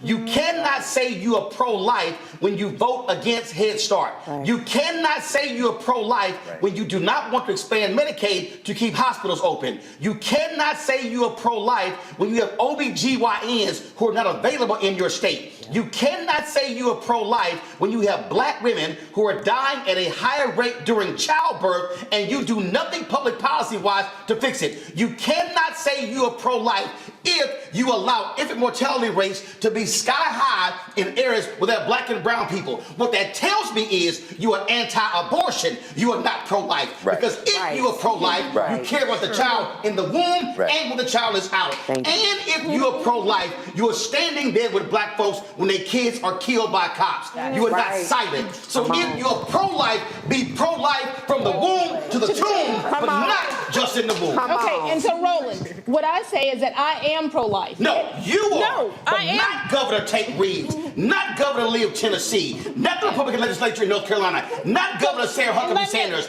not Governor Kemp in Georgia. No, here's the deal though. Okay, you let are. me ask you this. But show me where your Republican politicians are pro-life in their policies. Let me ask you this. You know what I am? I'm pro-black, and I'm going to call out anybody who call themselves pro-life, but their policies are not. And I am pro-life. Let me ask you this. Are you? Call your party. Okay, let me ask you this. Call your party. Can I ask you this? Call your party. Okay, let me ask you this. Call your party. Can I ask you this? Go ahead. Are you pro-life? I'm pro-life when that black person is killed, and when a Republican. So let me ask you this. No. Right. When a Republican says nothing when somebody is gunned down. Don't use extremes. Republicans do say things when people are gunned down. No, Roland, you can't do that. No, they don't. Roland, are you kidding me? Are you kidding me? I'm sorry. Those are the same folks who send out MLK quotes on MLK Day. Oh my goodness. But will not support MLK's Is my mic agenda. on? Can you hear me? Okay, so Roland. No, Roland. You can try this all you want to, Tina, but you know the record is clear. Oh my goodness. Your party refuses to accept affordable care. Can I ask a couple? Come on, we're going to talk about the State of the Union, I suppose, but can I ask a couple of questions about and every single one of those Republicans stood up for Tyree Nichols' family. I don't know how this is dialogue. For police reform. I don't know how this is dialogue. No, Dina. Okay, Dina, no. Uvalde. Okay, can I mean, when we got a massive shooting, I don't hear any Republicans talking about a gun. You know, they're wearing their guns on their lapels. Dina, is that pro-life? Is that pro-life? I think that is pro-2A, but let me. I'm sorry. What's that? McCarthy clearly deceived. What I want to, what I want to say, no one's. I have a chance. First of all, I want to have a conversation about if Republicans are not. No, Roland, you haven't given me a chance. Are we gonna have a conversation? Oh my goodness! If this is actually going to give me a chance to speak, then I will speak. You can ask me about being pro-life, about being pro-choice. Oh my goodness! What I know is fact. Oh my goodness! As a native Texan, what I see from Governor Greg Abbott, Lieutenant Governor Dan Patrick, the Republican legislature, what I see are folks who are pushing anti-abortion bills, not pro-life bills. Because if you telling me you pro-life, you better be pro-life in a whole bunch of areas beyond a woman's uterus. That's the point. That's the point. And when you look at Exactly. ahead. They're not pro-life, they're pro-controlling women. That's what it Yeah, Okay, that's or forced birth. I was at HHS when the Affordable Care Act was passed. I worked on implementation. Medicaid expansion was up, and no Republican would expand it. Here we are in 2023. That was 2010. 13 years have gone by. Republicans have consistently voted to expand support for community health. Hold on, wait, This is Dina, Roland. No. I'm coming back to you. Oh my I want goodness. her to finish. Okay. Because she actually worked there. Okay. Finish your point. Since you worked there. Hold on, Bill. Finish your point. I don't understand how this. I'm going to let the person who worked there tell us what happened when she worked there. I worked in environmental affairs with the governors. There was full resistance from Republican governors to expand Medicaid. And to your point earlier, they actually got money from us to expand health services in primarily red states. They wouldn't take it because they didn't want to be known as taking money from President Barack Obama. So if you can say, you're going to say you're pro-life, but you're going to let your community health centers fall, you're going to let women die, forcing them to give birth, drugs are going up, and you just didn't care. Now, they tried to make it a partisan issue, but it was about health care. And to your point earlier, the Affordable Care Act actually did benefit half those people in that audience. Right. And Republicans have consistently... It helped primarily black people get access to health care. Okay, Bill and Dina. Bill and Dina. Okay. You're going to talk, Dina. Dina, you're going to talk. Okay. But Bill's going to talk. But they went further. The act also said the states, will set up exchanges so that people can buy health care. A Republican idea that people are supposed to buy their own. Massachusetts by Republican governors, correct. They refused to set up to do the it. exchanges. Yes. So the exchanges had to be set up by you. Yes, which was also difficult, as you all may remember. But we recovered. And then the issue was, it was considered, what was the word that they would say? Like, it was weird. It wasn't, it wasn't real healthcare. It was fake plans. And they did that with red states and states out west with many Latinos who needed healthcare as well. And it was very interesting how up here in the Northeast, we all had healthcare. We had really good plans to choose from. When you went south, you didn't. And our people continue to suffer. Republican governors just turned away. And we tried our best to make sure we got people enrolled in health insurance. And this is one of the points Biden mentioned tonight in his speech. He did. Republicans have consistently been in support of expanding support to community health centers. So you're saying that when you were at HHS... Absolutely not. When Barack Obama was president, they wouldn't do anything Barack Obama wanted to do. Are you kidding? Republicans... So legislation to support community health centers was that was a key part of the act. Okay, well... A key part of the act were the community health centers, and I was at the Department of Labor at the time, and a key component was to train people for those health centers, and including training people. This was in the law. Okay. We worked on this. Hold on, I'm confused. Let me just say this. I'm confused. I'm confused. Go ahead. I'm sorry. I'm confused to have two people that were there. They were there. And you saying that ain't true. I am as well. I'm confused as well. Last point. So, to your question about, or your statement about Republicans caring. So when we left, when Obama left office, when our administration left, there were many people in our departments that were specifically designed to implement the Affordable Care Act. They all had to get removed. They all moved to different offices. And many of my friends, people who are career, when Trump came in, yes, sorry, thank you, I did not make that point. When Trump came in, we don't need to continue that work. And remember, they stopped even advertising, signing up for the Affordable Care Act. Yes, it was very low key, and my former colleagues and friends, they were miserable because they couldn't actually do the work that they were brought in to do. So if they're telling you they turned the money down for Medicaid expansion, they turned the money down for community health centers, what are you talking about that GOP supports it? Is it in utopia? No, I'm talking about very specifically, and this is what, I don't want to speak to things that you clearly worked there and you have an expertise and a knowledge that I don't have. But what I will say is that what I want to understand, and we will post this because we're Black Press as well. So at bpalivewire.com,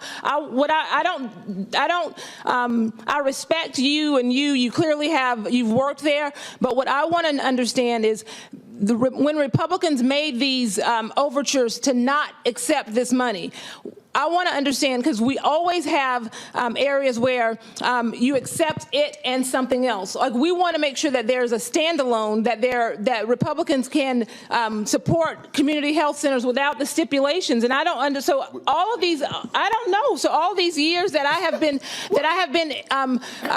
even as I sit and meet with legislators and they talk about the 13,000 community health centers that are championed, instead of organizations like Planned Parenthood give the money to community health centers. So if I have been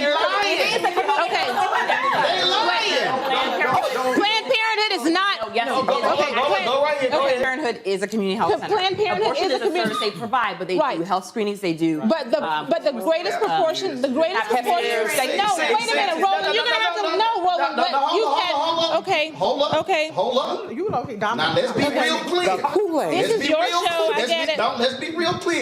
I am not the one to say no to. Okay. Now I'm letting different folks talk, but never tell me no. So when you're talking about community centers, okay? I can understand. You were speaking about, which is totally different than what she's talking about, and again, we're talking about what Bill is talking about. The resources that were in there. When you say, oh, we don't want stipulations, that's the whole point. So what you're trying to say is, oh, just give us that little piece we want right there and nothing else. But here's the reality. That ain't how Congress operates. The reality is, this is not the unrestricted funds of COVID, like Biden talked about. This is looking at the health of the people in that state holistically and universally, and not just what y'all like. Dina, let's get real. The Republican Party was against the Affordable Care Act. Period. Well, of course. We want to play these No, games. I'm not going to say that. Who, did I ever say that they were not? And we saw tonight, they are against lowering prescription drugs. I never said that the Republicans. Get back to the big point about pro-life, pro-choice, and pro-life and pro-health. I mean, how is that pro-life? Let's deal with this here. Back about tonight. Again, explain to me. I still want to know. Why is the Republican Party against lowering prescription drugs? I don't think that the Republican Party is against lowering prescription drugs. I think that the question is, how are we going to pay for it? Right. But this is a great point. Again, this is the great point. Greg. I'm just going to say this real quick. He was speaking there tonight, but he's really putting in the clips for the war over the next 24 months. Let me be very specific. Right.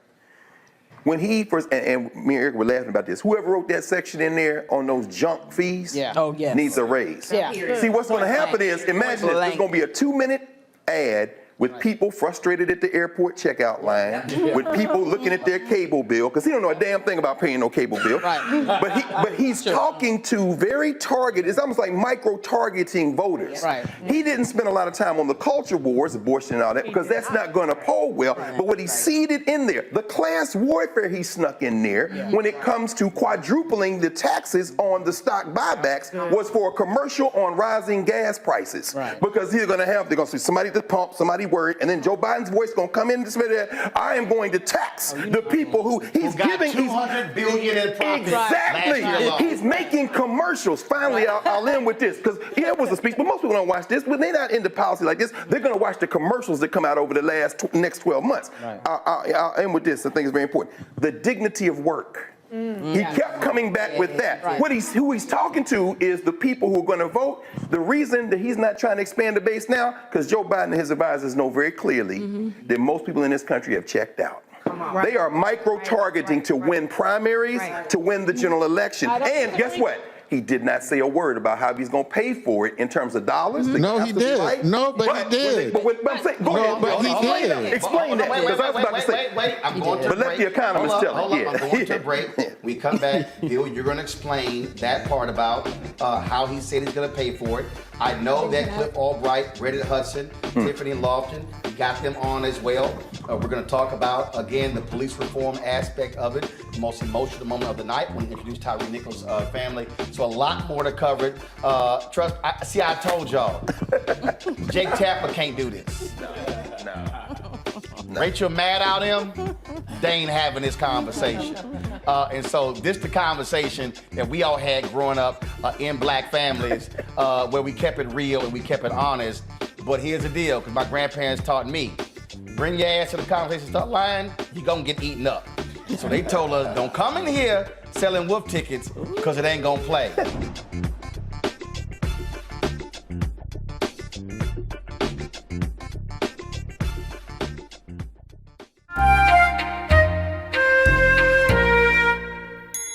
All these white journalists, like Howard Kurtz earlier, Malik was like, well, you know, journalists need to be very careful saying that it was racist because Trump issued denial. Like his ass don't lie. I'm like 10,000 confirmed I'm like, lies. he known to lie. You acting like, oh, well, he issued denial, so I should take into account his denial.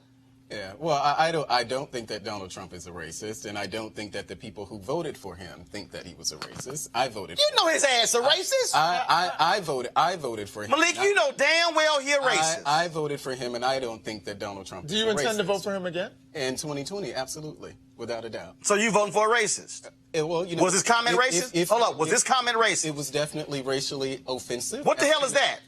What the hell is that? What's the difference? It's the same thing. That's what the hell is that? Yeah, can you tell me the difference between racially offensive and racist? Well, he said things that were racially offensive. But what's the difference? I'm sorry, or insensitive, or whatever you want to say. Okay, but I'm just asking, what's the distinction between racist and racially offensive? Well, I think that when we start, I think it's possible for someone to say racially offensive, homophobic things and not be actually homophobic or racist. Okay, but if you said racist things a number of times, several times, like when do you become a number of times? Well, if we're talking about the system of racism, I mean, we really should, you know, we could have a broader discussion of what that system. No, we're actually no. Stop. We ain't discussing the system of racism. I know, I'm sure all of us know, and that's why the same comments, you know, the things that I said on this show before, you know, the things that Louis Farrakhan has said that were anti-Semitic, you know. We're gonna go with Louis Farrakhan. Is Louis Farrakhan president of the United States? It doesn't matter. No, it does matter. But it doesn't matter. It does matter about things that we have accepted. Is Louis Farrakhan over the U.S. military? Does Louis Farrakhan have the nuclear codes? Does Louis Farrakhan? No, come on. Louis Farrakhan gets to sit on stage alongside. Hell no. Hell no. No. We are not about to flip. Well, of course. No, we ain't gonna flip this to Louis Farrakhan. We are talking about the person. But he said homophobic. This man is the standard bearer of your party. This man leads your party. This man controls your party. So here's my point. I've never voted for Louis Farrakhan on anything because he's not a balanced. But I know many of us who've actually supported. Nice try. First of all, voting for and supporting. We ain't even going down the Farrakhan rabbit hole because it don't work. It's not a rabbit hole. No, it is a rabbit hole because you want us to chase. No, this is the question, Malik. This is the question, Malik. You asked me. You said racially charged. And I said, what the hell was it? What is that? Racially charged? Is that what it was? How many racist statements before you become racist? That's my question. Well, for me, it's hard to conceive someone being racist pursuing the policies that he's pursuing like what? that are beneficial to black and brown. Like what? Personally. So we're talking about the criminal justice reform package. We're talking. Let me ask you a question. No, wait, hold on. Let me ask you a question. Who instituted affirmative action? Who was that under? Oh, I don't remember. Richard Nixon. Okay. Who ran on the Southern Strategy? Was that Nixon? Nixon. Yeah. Who also launched the war on drugs, where one of his own advisors, his notes revealed that it was specifically targeted at black people? That was Nixon. Richard Nixon. Who used the N-word himself? Who degraded black people in recordings in Oval Office? Richard Nixon. So the shit don't mean nothing about affirmative action if his other actions were also race-based. So to say that, oh, well, first of all, the First Step Act, let me be clear. The First Step Act ain't an act for black people. It's an act for anybody. Well, it's part of a criminal justice reform package. And so if we're judging him by the same standard that Obama and any other president. So his immigration policy helps black and brown people? Well, you mean black people who are here? Black and brown people? You're saying that his immigration policy, TPS, sending Haitians back to a place that was violent and where they had Well, no, I don't. Hold on. I Not don't- just Haitians. I don't also think that our trying to immigration cut the rug underneath from Liberians who were in this country, calling those countries shithole countries, making it clear that he wanted more visas for white But I immigrants. don't think the immigration So I understand you disagree with that. No one's calling you a racist. I don't think the My question immigration is, policies are racist. when does someone become racist? If they made several racially offensive statements, you know, when honestly, it's like if you cheat on your girlfriend once, when do you become a cheater? If you've cheated 17 times. You know, Well, when can we call a spade a spade? That's my question. You can, but I think we use. Okay, so he's a racist. But do we agree? But no, we don't agree. And I don't agree with the comments that John Lewis said, because John Lewis also said similar comments about John McCain. And of course, we're Say not what? gonna- Well, Hold on, say what? You don't remember the comments that John Lewis What did he say? He said that voting for John McCain would take us back to the days of George Wallace standing in the schoolhouse door. And he what line?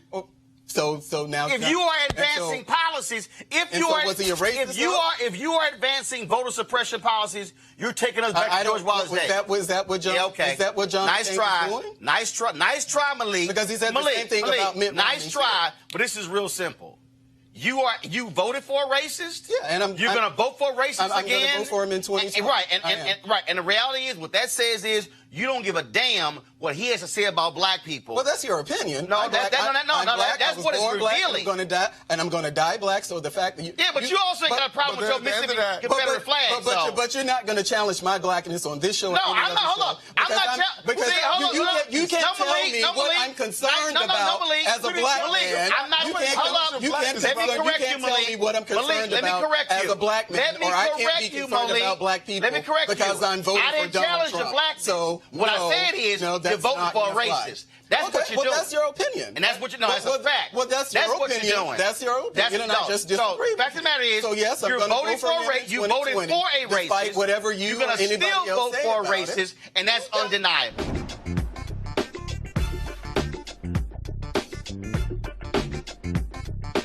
All right, fall, y'all. So, I was on Instagram a little bit early, and I came across this video. And then I watched this video, and I said, I know I am not seeing what I'm seeing. So I need you to play the video I saw on Instagram. I need you to, y'all don't have the video? I sent you the link to, okay, all right, let me play the video myself. Because y'all, I saw this video, when I say I was hot, when I saw it, I said, I can't believe what I'm seeing. This nonsense that I'm seeing from this person right here, posted on Instagram. And I'm like, I know that is not who I think it is, posting what he just posted. And then I looked at it and I said, oh, that is him. I can't believe he posted that video. So let me go ahead and show y'all this, because I want y'all gonna trip. Y'all gonna trip. Watch this video. Is closing here in the city of Albany, and that leaves us with a little over 500 students that were here on this campus, and 19% of those students are labeled as homeless. We have a little over 250 jobs that'll be leaving the city of Albany. And while this is not the city of Albany government's fault, this is a time for our local and state leadership to step up, because we'd be stupid to act powerless in this situation. Because while this school is still here, while this building is still here, while this campus is still here, what could this become? Could this become a Southwest Georgia regional hub for trade skills training? Could this become something major that the city brings on to start training workforce? Because if we're training workforce, then we can invite industry to come here. But if we don't have any workforce for industry, they'll never come. But if Doherty County School System could train workforce in adults, why can't the city of Albany do the same thing? So my question to leadership is, are we going to allow this opportunity now to pass us by? Or are we going to lead? Are our leaders going to lead? And if they don't want to lead, they need to step aside and let somebody else do it. Oh, he said that if our leaders are not going to lead, they should step aside and let somebody else do it. That's interesting. Now, when I saw it, I remember when he came on this show after he was going at me on Twitter when he was supporting the Republicans in Georgia voter suppression bill, and he was talking shit with another black conservative. Then they say, well, he ain't gonna never put us on the show. And I invited his ass on the show. Then he tried to change his tune when he came on the show. Roll it. Joining us right now is King Randall One, founder of the X for Boys organization based out of Georgia. So, King, explain why in the world you're conservative, correct? Yes, sir. So please explain to me why this bill, why Republicans are pushing for a voter suppression bill when last year we saw record turnout in Georgia, record turnout. So why would they want to restrict voting when you just had record turnout in Georgia? Well, let me start off by saying you had me mistaken. I'm not a Republican. I do consider myself conservative. No. Actually, I didn't say Republican. I said you're conservative. Okay. I said you're conservative. Right, absolutely. That's what I said. Right. Yeah, I was saying that because you called me a Republican on Twitter. However, with this particular bill, I don't consider voting my particular fight. I do consider voting an asset to us and maybe something we can use as a tactic to help. But as far as us pushing voting all the way out, like voting is going to be some systemic change for the black community, to me is not the way to go. If you look at the human anatomy of the body has its many different parts. And I do respect you guys' fight, in regards to voting, but I don't consider myself fighting for the right to vote that much. Because do you not vote? We hadn't got anything. Do you not vote? Government. Yes, sir, I vote, absolutely. Okay, so when you say you guys' fight, first of all, there are multiple fights, there are multiple issues we can be concerned about. Voting is one of those issues. Are you not concerned that Republicans in your state are trying to restrict access to the ballot for no reason other than they are pushing the lie that Donald Trump also pushed? Right, absolutely. I understand exactly what you're saying. However, again, that's not my fight. I believe. No. I know. I asked you a question. And the question is this here. Do you believe Republicans in your state are wrong to be pushing this voter suppression bill? Can you give me the list of things that's all on the bill? Because I know you said the voter ID. Well, no. Here's a perfect example. This particular bill. What was funny is he was defending the voter suppression bill on Twitter, but he didn't think I was going to invite him on the show. So let me tell you what he did. He then posts that video. He edits it. He edits the video. And then, I'm building this school. Black man should be helping me build my school. And in the same Simple Simon Negroes I called out earlier, they were all like, that's right, Roland Martin, that's a shame. You should be ashamed of yourself. You should be supporting this brother at his school. Oh, that's right. Them Negroes were sitting here sending him money. And then what he did is he got on Fox News and Lawrence Jones had him on. Then the white conservatives jumped on him. And so he starts raising money. And so anytime he's mentioned me on Twitter, it was all about raising money. They were after me for 2 years. I was dissing this brother and all sort of stuff along those lines. And I'm like, okay, that's interesting. And so here you now have King Randall now complaining about a program, jobs being cut, and how that's hurting young folks. And that's interesting because the program that he's speaking about, that very specific program in Albany, Georgia, he's talking about, go to my iPad. This is the story right here. U.S. Department of Labor pauses Job Corps Center operations. So the very program that he is complaining about has been stopped by the Trump Department of Justice. Now, here's what I don't understand. Matter of fact, let me go ahead and play this again. Because, see, I love it when somebody calls out leaders, but they don't really call out the specific leaders who they talking about. So let me just go ahead and play it again, what he had to say, because he was just so incensed that this program was being cut because it was vital to providing jobs for young people. Listen again. Let's do it. Center Job Corps is closing here in the city of Albany, and that leaves us with a little over 500 students that were here on this campus, and 19% of those students are labeled as homeless. We have a little over 250 jobs that'll be leaving the city of Albany. And while this is not the city of Albany government's fault, this is time for our local and state leadership to step up, because we'd be stupid. Hold up. He said it's not the city of Albany's fault, and we will be stupid not to step up and lead. Listen. It's fault. This is a time for our local and state leadership to step up, because we'd be stupid to act powerless in this situation. Because while this school is still here, while this building is still here, while this campus is still here, what could this become? Could this become a Southwest Georgia regional hub for trade skills training? Could this become something major that the city brings on to start training workforce? Because if we're training workforce, then we can invite industry to come here. But if we don't have any workforce for industry, they'll never come. But if Doherty County school system could train workforce in adults, why can't the city of Albany do the same thing? So my question to leadership is, are we going to allow this opportunity now to pass us by, or are we going to lead? Are our leaders going to lead? And if they don't want to lead, they need to step aside and let somebody else do it. The Job Corps is closing here in the city of Albany, and that leaves us with a little over 500 students that were here on this campus. And here we are. He's complaining about losing the jobs. Okay, that's interesting. And then he says, this ain't city and state leaders' fault, which means that it's somebody else's fault. So, King Randall, whose fault is it? Whose fault is it? Who's over that particular program? Who controlled the funding? Who made the decision to shut that particular program down? I would like to know that. So I remember seeing a particular photo on social media. And I remember, and I knew, I said, wait a minute. I remember seeing somebody at the White House Christmas party. Go to my iPad. I'm sorry. Is that King Randall? It says new emerging king. Oh, I'm sorry. Maybe y'all say, well, that's just a photo. Well, there was another black conservative who posted a video. Can y'all roll that video, please?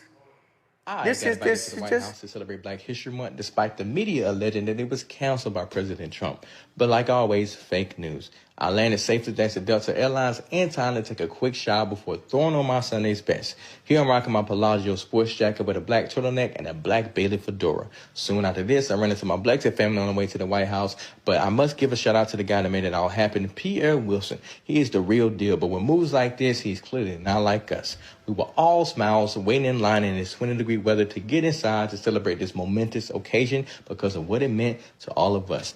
All I can think about in my head right here is how much I've overcame throughout the years, being open with my conservatism. For some reason, it brings out the worst in people, and I think it's because I refuse to live up to their expectations of me.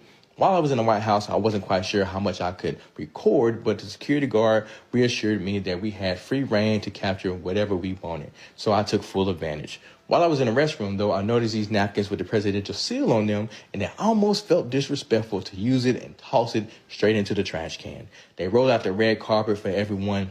We were dressed to the nine, looking good, smelling good, eating good, drinking good, and sounding good. See, the Marine band that was in charge of the music understood the assignment.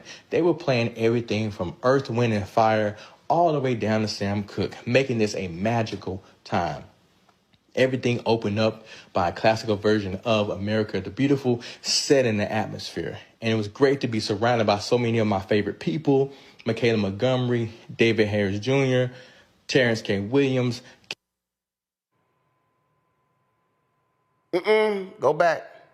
Who do y'all see right there on the left? That looked like King Randall. So let me get this straight. King Randall complains about a federal program getting cut that's taking jobs away in his town of Albany, Georgia. He's a self-identified conservative. Don't call me Republican. Okay, fine. But you're standing there smiling and cheesing with the MAGA Negroes, the help. You're at the White House. You supporting Trump, but now you mad and you want local and state officials to fix the problem that Trump created. And in your Instagram video, your ass didn't even mention the word federal. You didn't even say Trump. You didn't even say MAGA. You didn't even say Doge. Now you want folks to step up and fix the problem. What I've been telling y'all? I've been telling y'all the help. That's the black people who are standing with Donald Trump. They claim all black people, y'all on the plantation, y'all on the plantation, Trump is going to be helping us out. And Donald Trump has consistently had policies that have negatively impact people, and these simple Simon Negroes ain't said nothing. Daryl Scott ain't said nothing. Sharice Lane ain't said nothing. Michaela ain't said nothing.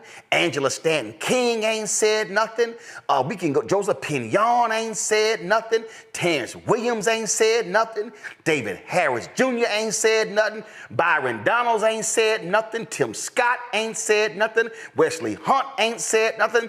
Burgess Owens ain't said nothing. I can go down the line. But now y'all complaining. Trump has sat here and got rid of the settlement to impact the sewage backing up in the yards and the homes of black people in Lowndes County, Alabama. Said nothing. Said nothing about canceling the lawsuit against the petrochemical companies in Cancer Alley in Louisiana, where black people are dying because of that. The help ain't said nothing.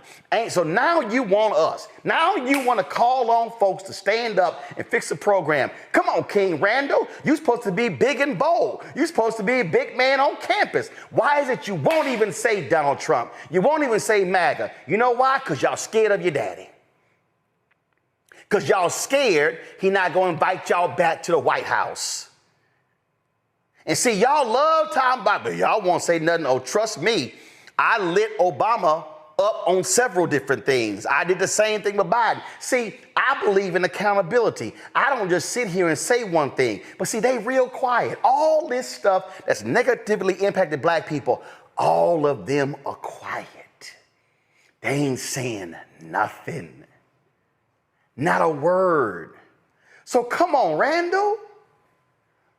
I dare you, Randall. I dare you to call your boy Lawrence B. Jones at Fox News, who's down on the morning couch, and say, Lawrence, can I please come on to make a personal appeal to Trump to restore the programming for this, the funding for this program so we don't lose these jobs? I don't think that's going to happen, because you know why? Because see, Lawrence B. Jones ain't trying to be on the bad side of Donald Trump, because they all trying to kiss that orange MAGA ass.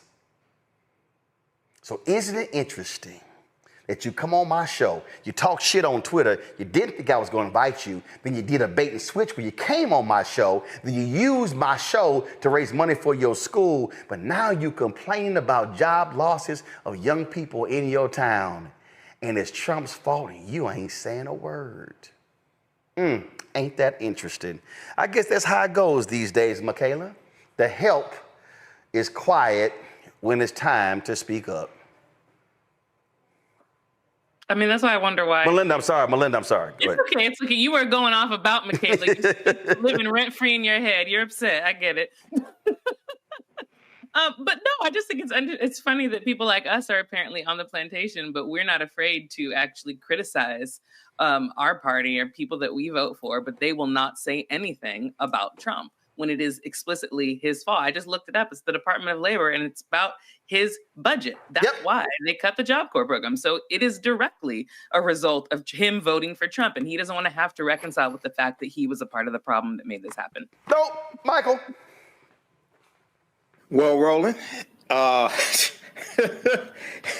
we tried to tell him, and how many times have I talked about this document on your show before?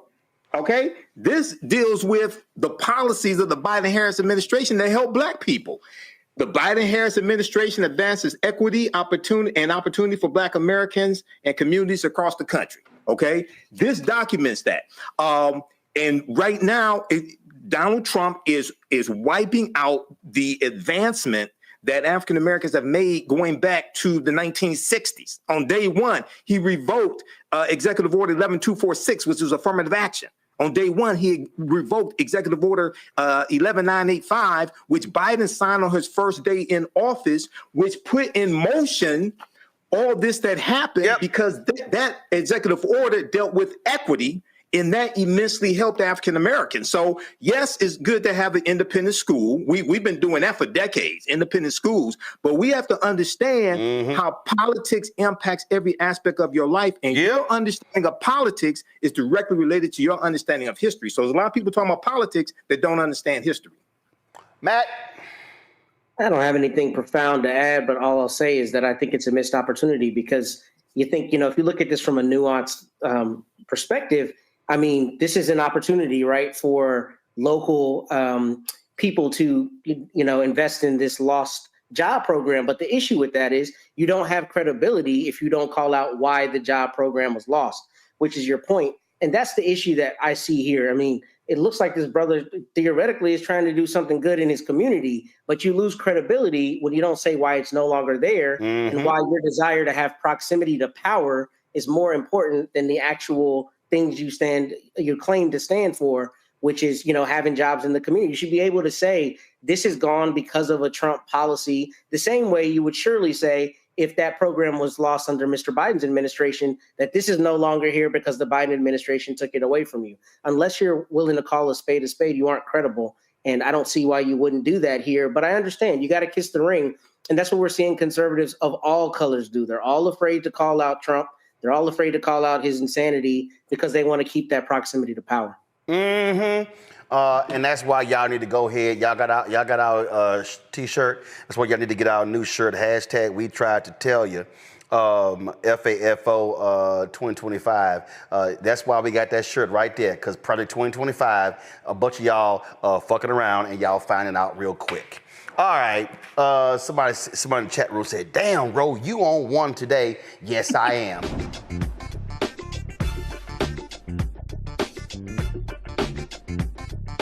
Y'all already know, I did not watch that crap yesterday. We were in Memphis with Reverend Dr. William Barber. I told y'all I wasn't going to watch it. We were not even streaming it. We wasn't doing any of that. But then all of a sudden, Lord have mercy, folk start texting me, start calling me. And this how it all started. What the hell was that? Did you see that? Did you hear that? And I was like, what are y'all talking about? And they were talking about the closing prayer that was led by that fool out of Detroit, Lorenzo Powell. Is it Lorenzo Small? What's his last name? Oh, Sewell. I thought it was Lorenzo Small. Okay, Lorenzo Sewell. If y'all missed it, go ahead and roll it. We pray that you use our president, that we will live in a nation where we will not be judged by the color of our skin, but by the content of our character. Heavenly Father, in the name of Jesus, we are so grateful today that you will use our 47th president so we would sing with new meaning, my country, 'tis of thee. Sweet land of liberty, of thee I sing. Land where my fathers died, land of the pilgrim's pride from every mountainside. Let freedom ring, and because America is called to be a great nation, we believe that you will make this come true. So let freedom ring. From the prodigious hilltops of New Hampshire, let freedom ring. From the mighty mountains of New York, let freedom ring. From the heightening Alleghenies of Pennsylvania, let freedom ring. From the snow-capped Rockies of Colorado, let freedom ring. From the curvaceous hilltops of California, but God, we're asking you not only that, let freedom ring from Stone Mountain, Georgia. Let freedom ring from Lookout Mountain of Tennessee. Let freedom ring from every hill and every molehill in Mississippi, from every state, every city, every village, and every hamlet. And when we let freedom ring, we will be able to speed up that day where all of your children, black men and white men, Protestant and Catholic, Jew and Gentile, will be able to sing in the meaning of that old Negro spiritual, free at last, free at last. Thank you, God Almighty. We are free at last. If you believe where the Spirit of the Lord is, there is liberty. Come on, put your hands together and give your great God great glory.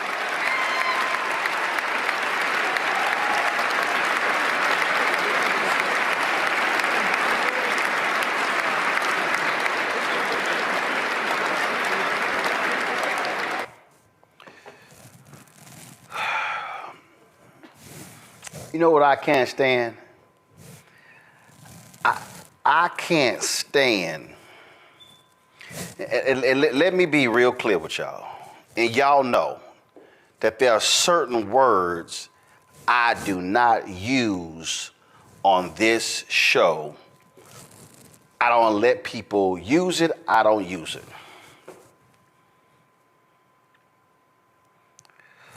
But that absolutely was a Sambo impersonation. That was a minstrel show.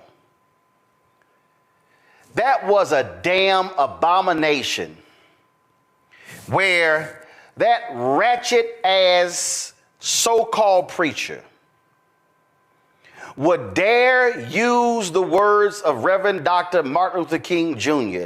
that he delivered on August 28, 1963, at the March on Washington for Jobs and Freedom, that he would bastardize those words at the behest in a prayer for a fake Christian, for a man who is atrocious and pathetic. And see, what's even more, and the reason I say bastardized, because this so-called preacher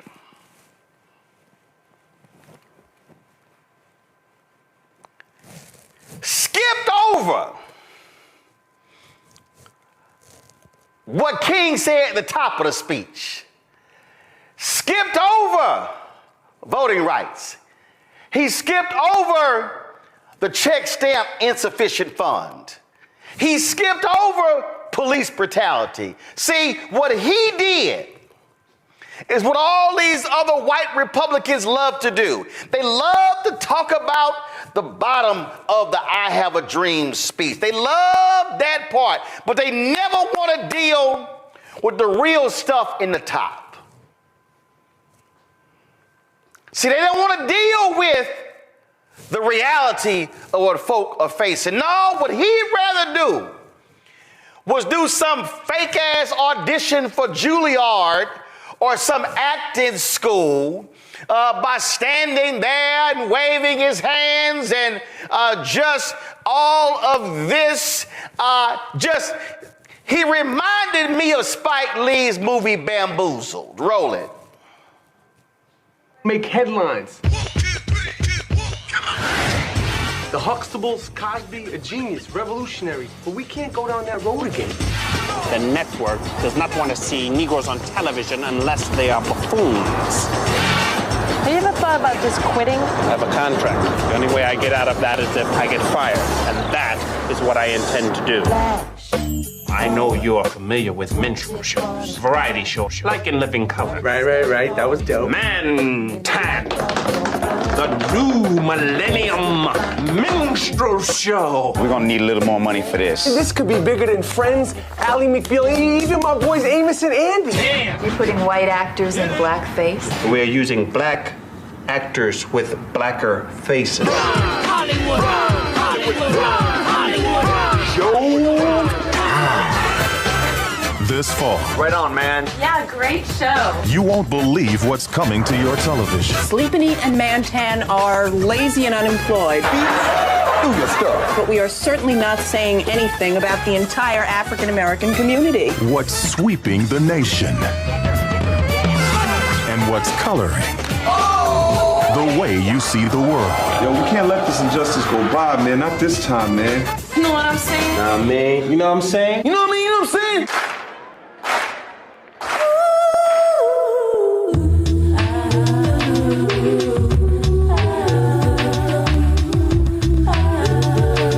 You notice that everybody white want to be black. How about raising up? They all act better, sound better. When are you going to come into the light? The light. The light. Your hands are just as bloody as mine. Cousins, I want you all to go to your windows. We talking about revolution. Go to your windows and yell out, I am not gonna take it anymore!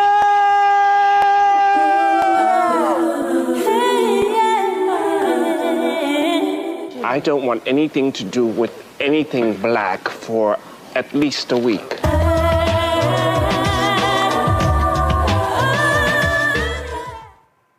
He was Mantan. That's what that was. I'm just out here doing my shuffle for the white folk. There have been black pastors who have given prayers at Republican inaugurations before. 2005, Houston's Kirby John Caldwell gave a prayer. This is what a black preacher looks like giving a prayer at a Republican inauguration. O Lord God Almighty, the supply and supplier of faith and freedom, how excellent is your name in all the earth. You are great and greatly to be praised. O God, as we conclude this 55th inaugural ceremony, we conclude it with an attitude of thanksgiving. Thank you for protecting America's borders. After all, as the psalmist reminds us, unless you, O God, guard the territory, our efforts will be in vain. Thank you for our armed service personnel. And it is with unswerving thanksgiving that we pause to remember the persons who have made the ultimate sacrifice to help ensure America's safety. Thank you, O God, for surrounding our personnel, their families, their friends, and our allies with your favor and your faithfulness. Deploy your host from heaven so that your will for America will be performed on earth as it is already perfected in heaven. I confess that your face will shine upon the United States of America, granting us social peace and economic prosperity, particularly for the weary and the poor. I also confess, O God, that each American's latter days will be better than their former days. Let it be unto us according to your word.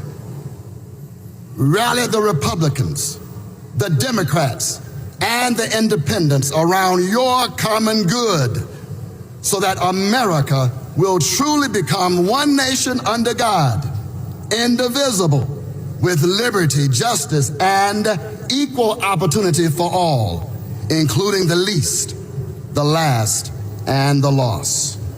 Bless every elected official right now. Oh God, I declare your blessings to shower upon our President George W. Bush. Bless him, his family, and his administration. I once again declare that no weapon formed against them shall prosper. And God, forgive us for becoming so ensnarled in petty partisan politics that we miss your glory and flunk our purpose. Deliver us from the evil one, from evil itself, and from the mere appearance of evil. Give us clean hearts so that we might have clean agendas, clean priorities and programs, and even clean financial statements. And now unto you, O God, the one who always has been and always will be, the one King of kings and the true power broker, we glorify and honor you. Respecting persons of all faiths, I humbly submit this prayer in the name of Jesus Christ. Amen. See, that's called a prayer. What we saw by that fool, Lorenzo Sewell, was just complete and utter trash. Ben Watson, conservative brother. Ben tweeted this: Lorenzo Sewell is a complete disgrace. He should be ashamed of himself. What an embarrassment. He's absolutely right. And y'all, he made it worse. He made it worse because after he stood up there looking like a damn fool with his minstrel show, he then comes on social media to announce he's getting his own coin, his own meme coin, whatever the hell they call them, the latest fraud scam of Trump and his cohorts. Listen to this. I need you to do me a favor right now. I need you to go buy the official Lorenzo Sewell coin. I want you to be able to see politics become manifest, not just in a way where we're praying over political gatherings, but where we're seeing us become the hands and the feet of the Lord Jesus Christ. Would you help? Now, y'all notice in that despicable mocking of Dr. King, this in that minstrel show, Lorenzo Martin Sewell made no mention of Jesus and the poor. Lorenzo Martin Sewell made no mention of the least of these. Lorenzo Martin Sewell made no mention of Democrats and Republicans coming together to do what's right for the American people. No, what he did was give a minstrel performance for the ages to the world. That's what he did.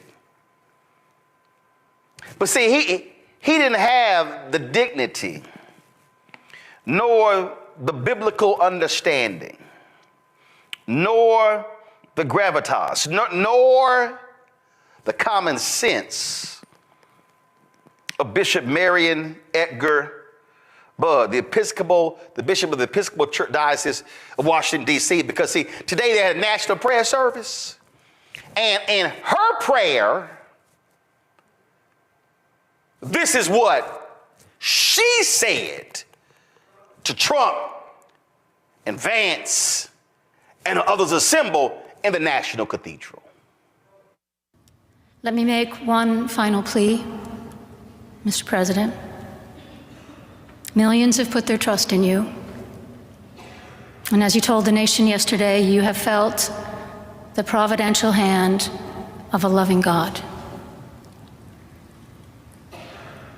In the name of our God, I ask you to have mercy upon the people in our country who are scared now.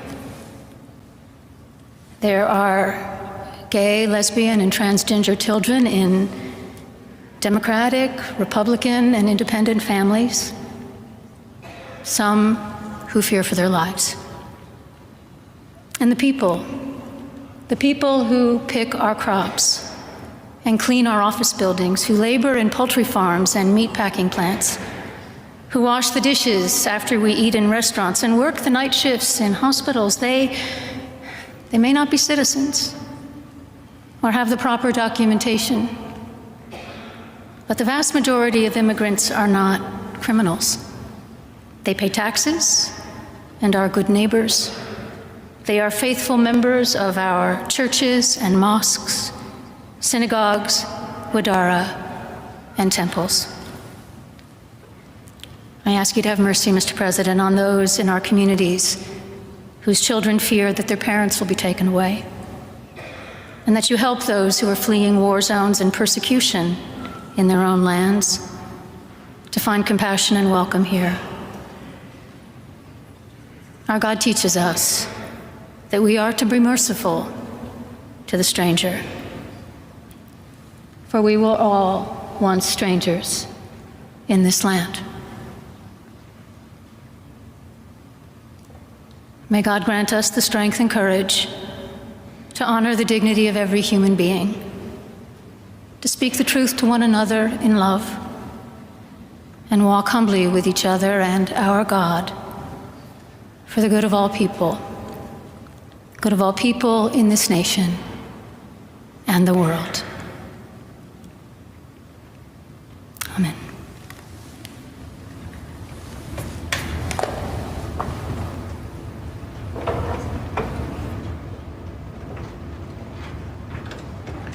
Now I want y'all to freeze it right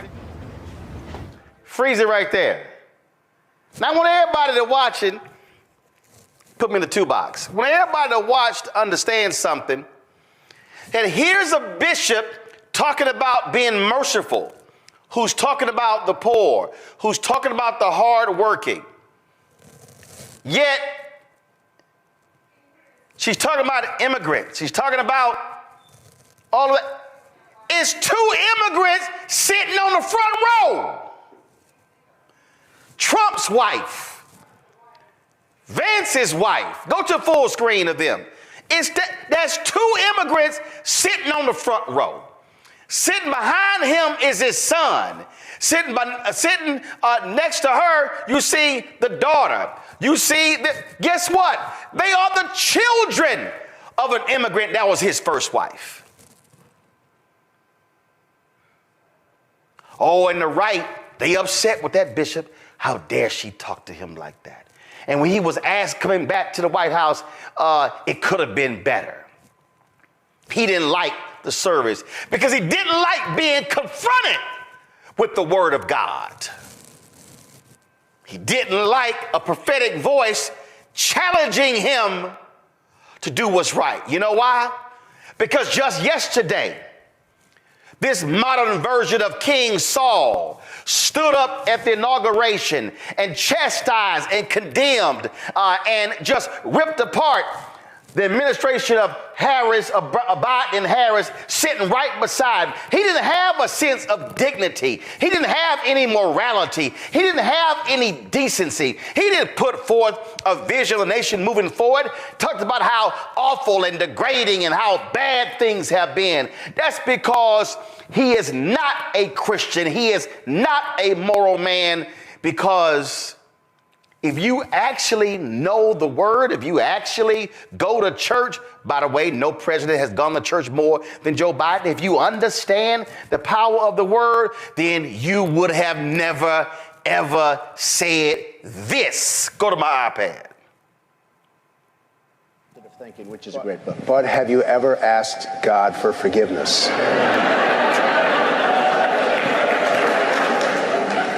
I'm not sure I have. I just go and try and do a better job from there. I don't think so.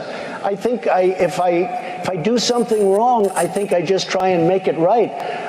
I don't bring God into that picture. I don't. Now, when I take, when we go in church and when I drink my little wine, which is about the only wine I drink, and have my little cracker, I guess that's a form of asking for forgiveness. And I do that as often as possible because I feel cleansed, okay? But, to me, that's important. I do that. But in terms of officially, I could say absolutely, and everybody, I don't think in terms of that. I think in terms of let's go on and let's make it right. That is a no good heathen speaking.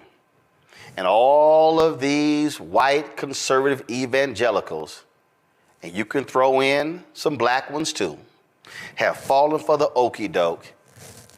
And when I try to get my little cracker and wine as much as possible. It's called the Last Supper. typically is done once a month. Catholics, it's done every week or every time you go to Mass. He don't know that. He ain't got no clue. He has no clue about asking for forgiveness and mercy. He has no understanding of grace. He doesn't know anything about Jesus dying for all of our sins, because that man ain't no lover of Jesus. He is an absolute demonic individual who is he's an agent of Satan. And I told y'all before, if you really want to go biblical, see, really what we're dealing with, Donald Trump is King Saul. The people of Israel have been freed, and God said, I got y'all. They said, oh, no, everybody else got a king. We want a king. God said, what's up? I got y'all. No, we want a king. So he said, Samuel, okay, go ahead and give him a king. But let me tell y'all what your king is going to do to you. Let me tell you how he's going to treat you, how he's going to abuse you, how he is going to screw you over. That's all biblical if y'all go read 1 Samuel. And so then Samuel goes and he looks at the sons and he chooses the tallest and most handsome one. And what does that punk do? He runs off. No, you can't run. I'm picking you as the king. And he was evil. Tried to kill David. Tried to break up the relationship between David and Jonathan. Donald Trump is King Saul, because you know what America said? We want a king.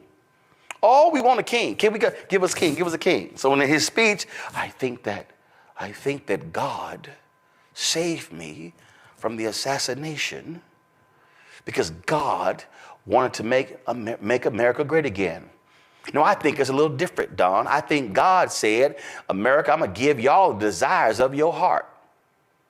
Now, biblically, it does not mean that the desires of your heart actually means it's good. It means God will give you the desires of your heart.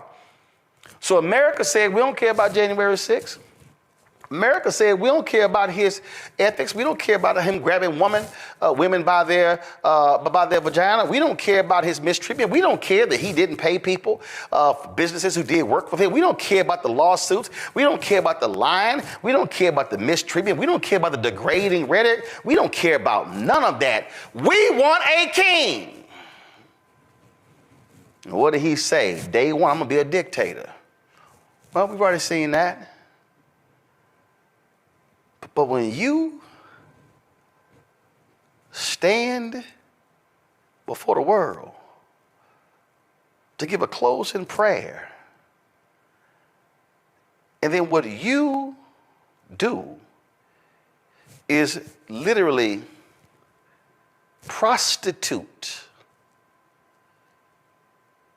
the words that Dr. King spoke, you actually thought you were preaching. You actually thought, Lorenzo Mantansul, that you were praying. No, what you were doing was you were pandering. You were posturing.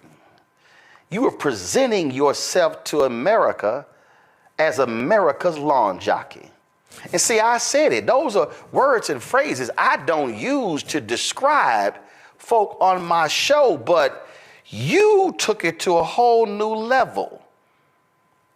Your church is called 180 Church. I dare say, Lorenzo, you need to do a 180. But then again, Lorenzo, I see why you punked out and you were scared to come on this show after you had Trump at your church. I see why you ran to Fox News and others, because see, Lorenzo, you did not want to come to a place where we have reverence for the words and the actions of Dr. King. Instead, what you chose to do was make a fool out of yourself, as well as the tradition of the black church and that black preacher. Shame on you. And while you think MAGA and whatever coins MAGA tosses your way, just remember there was somebody else who got some coins for selling out Jesus. And we remember him a whole lot differently than we do the other men who followed Jesus. I'll go to my panel. Before I go to Joy, I did see this video that also quite reminded me of something.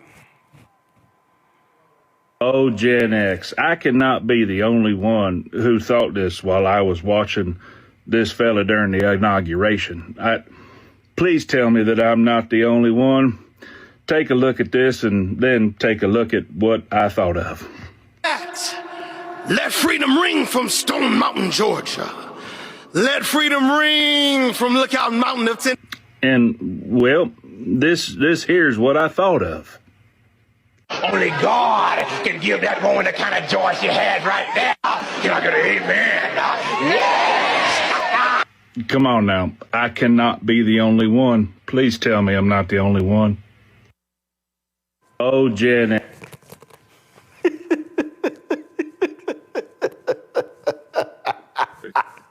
Go ahead, Joy. That'd be funny. I thought of that too. So I did watch yesterday. I am home in Florida, and my mom, we just couldn't resist. We did not say Christianly words at the TV, I'll admit that. But when the pastor came on, I just couldn't believe that I knew that he was engaged in a grift. I didn't know about the coins until afterwards. But I knew, I was like, if he's engaged with Trump, there's a grift involved. There's money involved. There's some effort to defraud and confuse and befuddle and to make some money off of this engagement. It was the worst acting ever. And I've seen a lot of bad acting. I just couldn't believe it. And a bastardization of religion. Just so embarrassing. And they laughed at him. That's what's so great. Stop looking at him. Look at the people behind him. They were laughing at him. J.D. Vance's wife was also, she had my face. It was confusing and obviously he didn't read the room. I mean, none of those people appreciated what he was doing. Even they knew it was off. And Black Republicans, you can be a Black Republican. I love that you juxtaposed with the Bush first inaugural. Think about how divided we were even at that time. But we didn't have a Black preacher come on and make a complete mockery of himself, a performance. And so we know that this person is not any kind of true man of God. He couldn't possibly be and have done all of that. The person we should be focused on is the bishop who spoke today. She is a reminder of what religion should be, what it can be. And frankly, Donald Trump should have expected that some minister was going to speak directly to him. And I wasn't even as appalled at Donald Trump's face during the prayer breakfast, but J.D. Vance's face. He was looking around. He was obviously... No, he was looking down at Trump like, oh my Lord, she's saying to you, you gon', I can't believe, he was mad. He was mad. Power, first of all, Joy, here's what these folk don't understand. Well, they don't understand, I'm gonna pull Jonas here. The purpose of a preacher is to convict those sitting in the pews. They're not supposed to be there to affirm you. The preacher is supposed to use the word to challenge you and to call you into question and to call you to do better when you leave. And all of these right-wing folk, Joe, are mad and upset. Oh, take their 501c3 status. How dare she talk that way? Because she talked the way a preacher is supposed to talk to power. Yeah, that's right. I mean, that's the way Martin talked to power, right?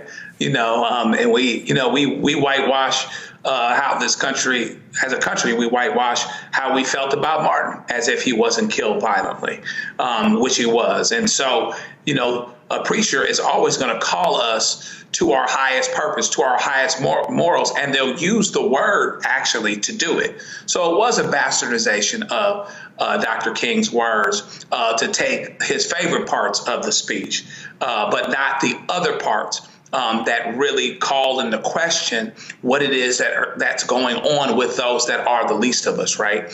And you know it's bad when you be sitting there and your eyes are closed to start, and at some point you just kind of got to open your eyes and be like, what in the world is going on here? And they were all doing the best they could to keep from busting out laughing, because this thing was really a clown show. It was a performance, and not a very good one. And it's not one that glorified God. It's not one that lift people up. All it did was, kind of kiss the president's behind, for lack of a better term. And so he sold himself out. But, it's probably not the first time he's done it. Probably won't be the last time.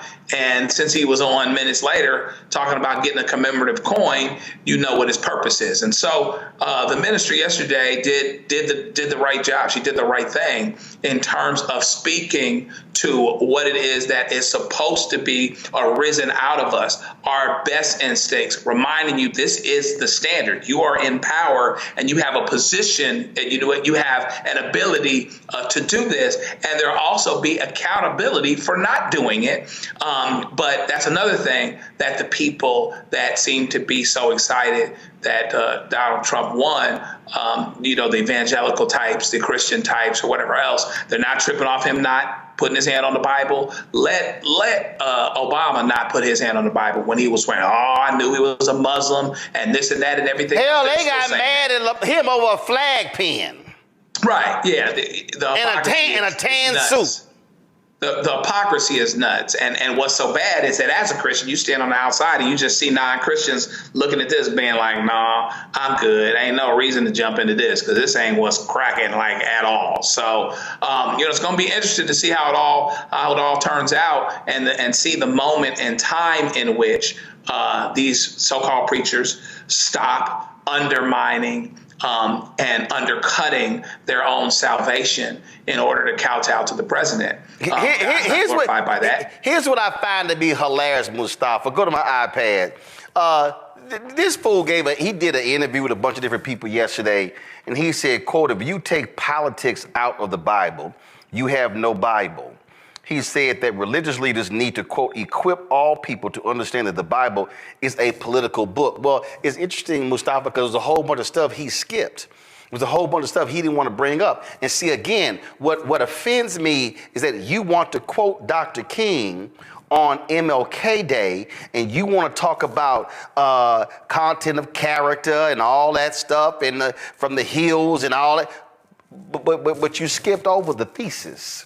See, what he did was he gave them the hoop part of the sermon, but he skipped the scripture. He skipped the basis. And so that's what he did. And so that's why I have no respect for it. And of course, you go on to social media, you see all of these white conservatives. Oh my God, he was amazing. He was just, I would go to his church if I was in Detroit. That's the kind of pastor I will follow. And they're mad at the bishop today because the bishop today gave a sobering message and specifically said, Mr. President, she challenged him in terms of how he should be responding and how he should be acting as president. And that's what they cannot stand. They can't stand because what the right-wing evangelical conservative community has done is they have completely stripped grace and mercy and humanity and compassion and care from the Bible. And instead, what you get, Mustafa, is vitriol and hatred from these individuals. And then if they do talk about grace, it's what Dietrich Bonhoeffer called cheap grace, that they ask for. And so these folk want to hold themselves up to be somehow the paragons of virtue, the individuals who we understand and we represent the true body of Christ, when you have these fake frauds like Franklin Graham, who would rather ask for forgiveness of Donald Donald Trump, who's cheated on all of his wives, who's cheated in business, who cheated in money, yet he didn't question the Christianity of President Barack Obama.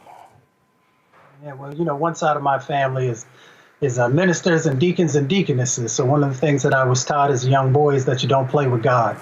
And the bishop, and her demand to the president was saying, don't play with God. You've got this second chance. Sometimes God gives us the opportunity to be better, do better.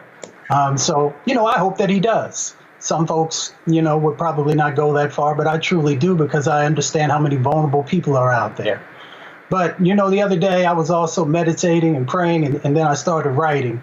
And, I was wondering who it was meant for. And the first stanza, I guess, is actually for Reverend Sewell, when I said all skin folk ain't kinfolk. Some grin for the win.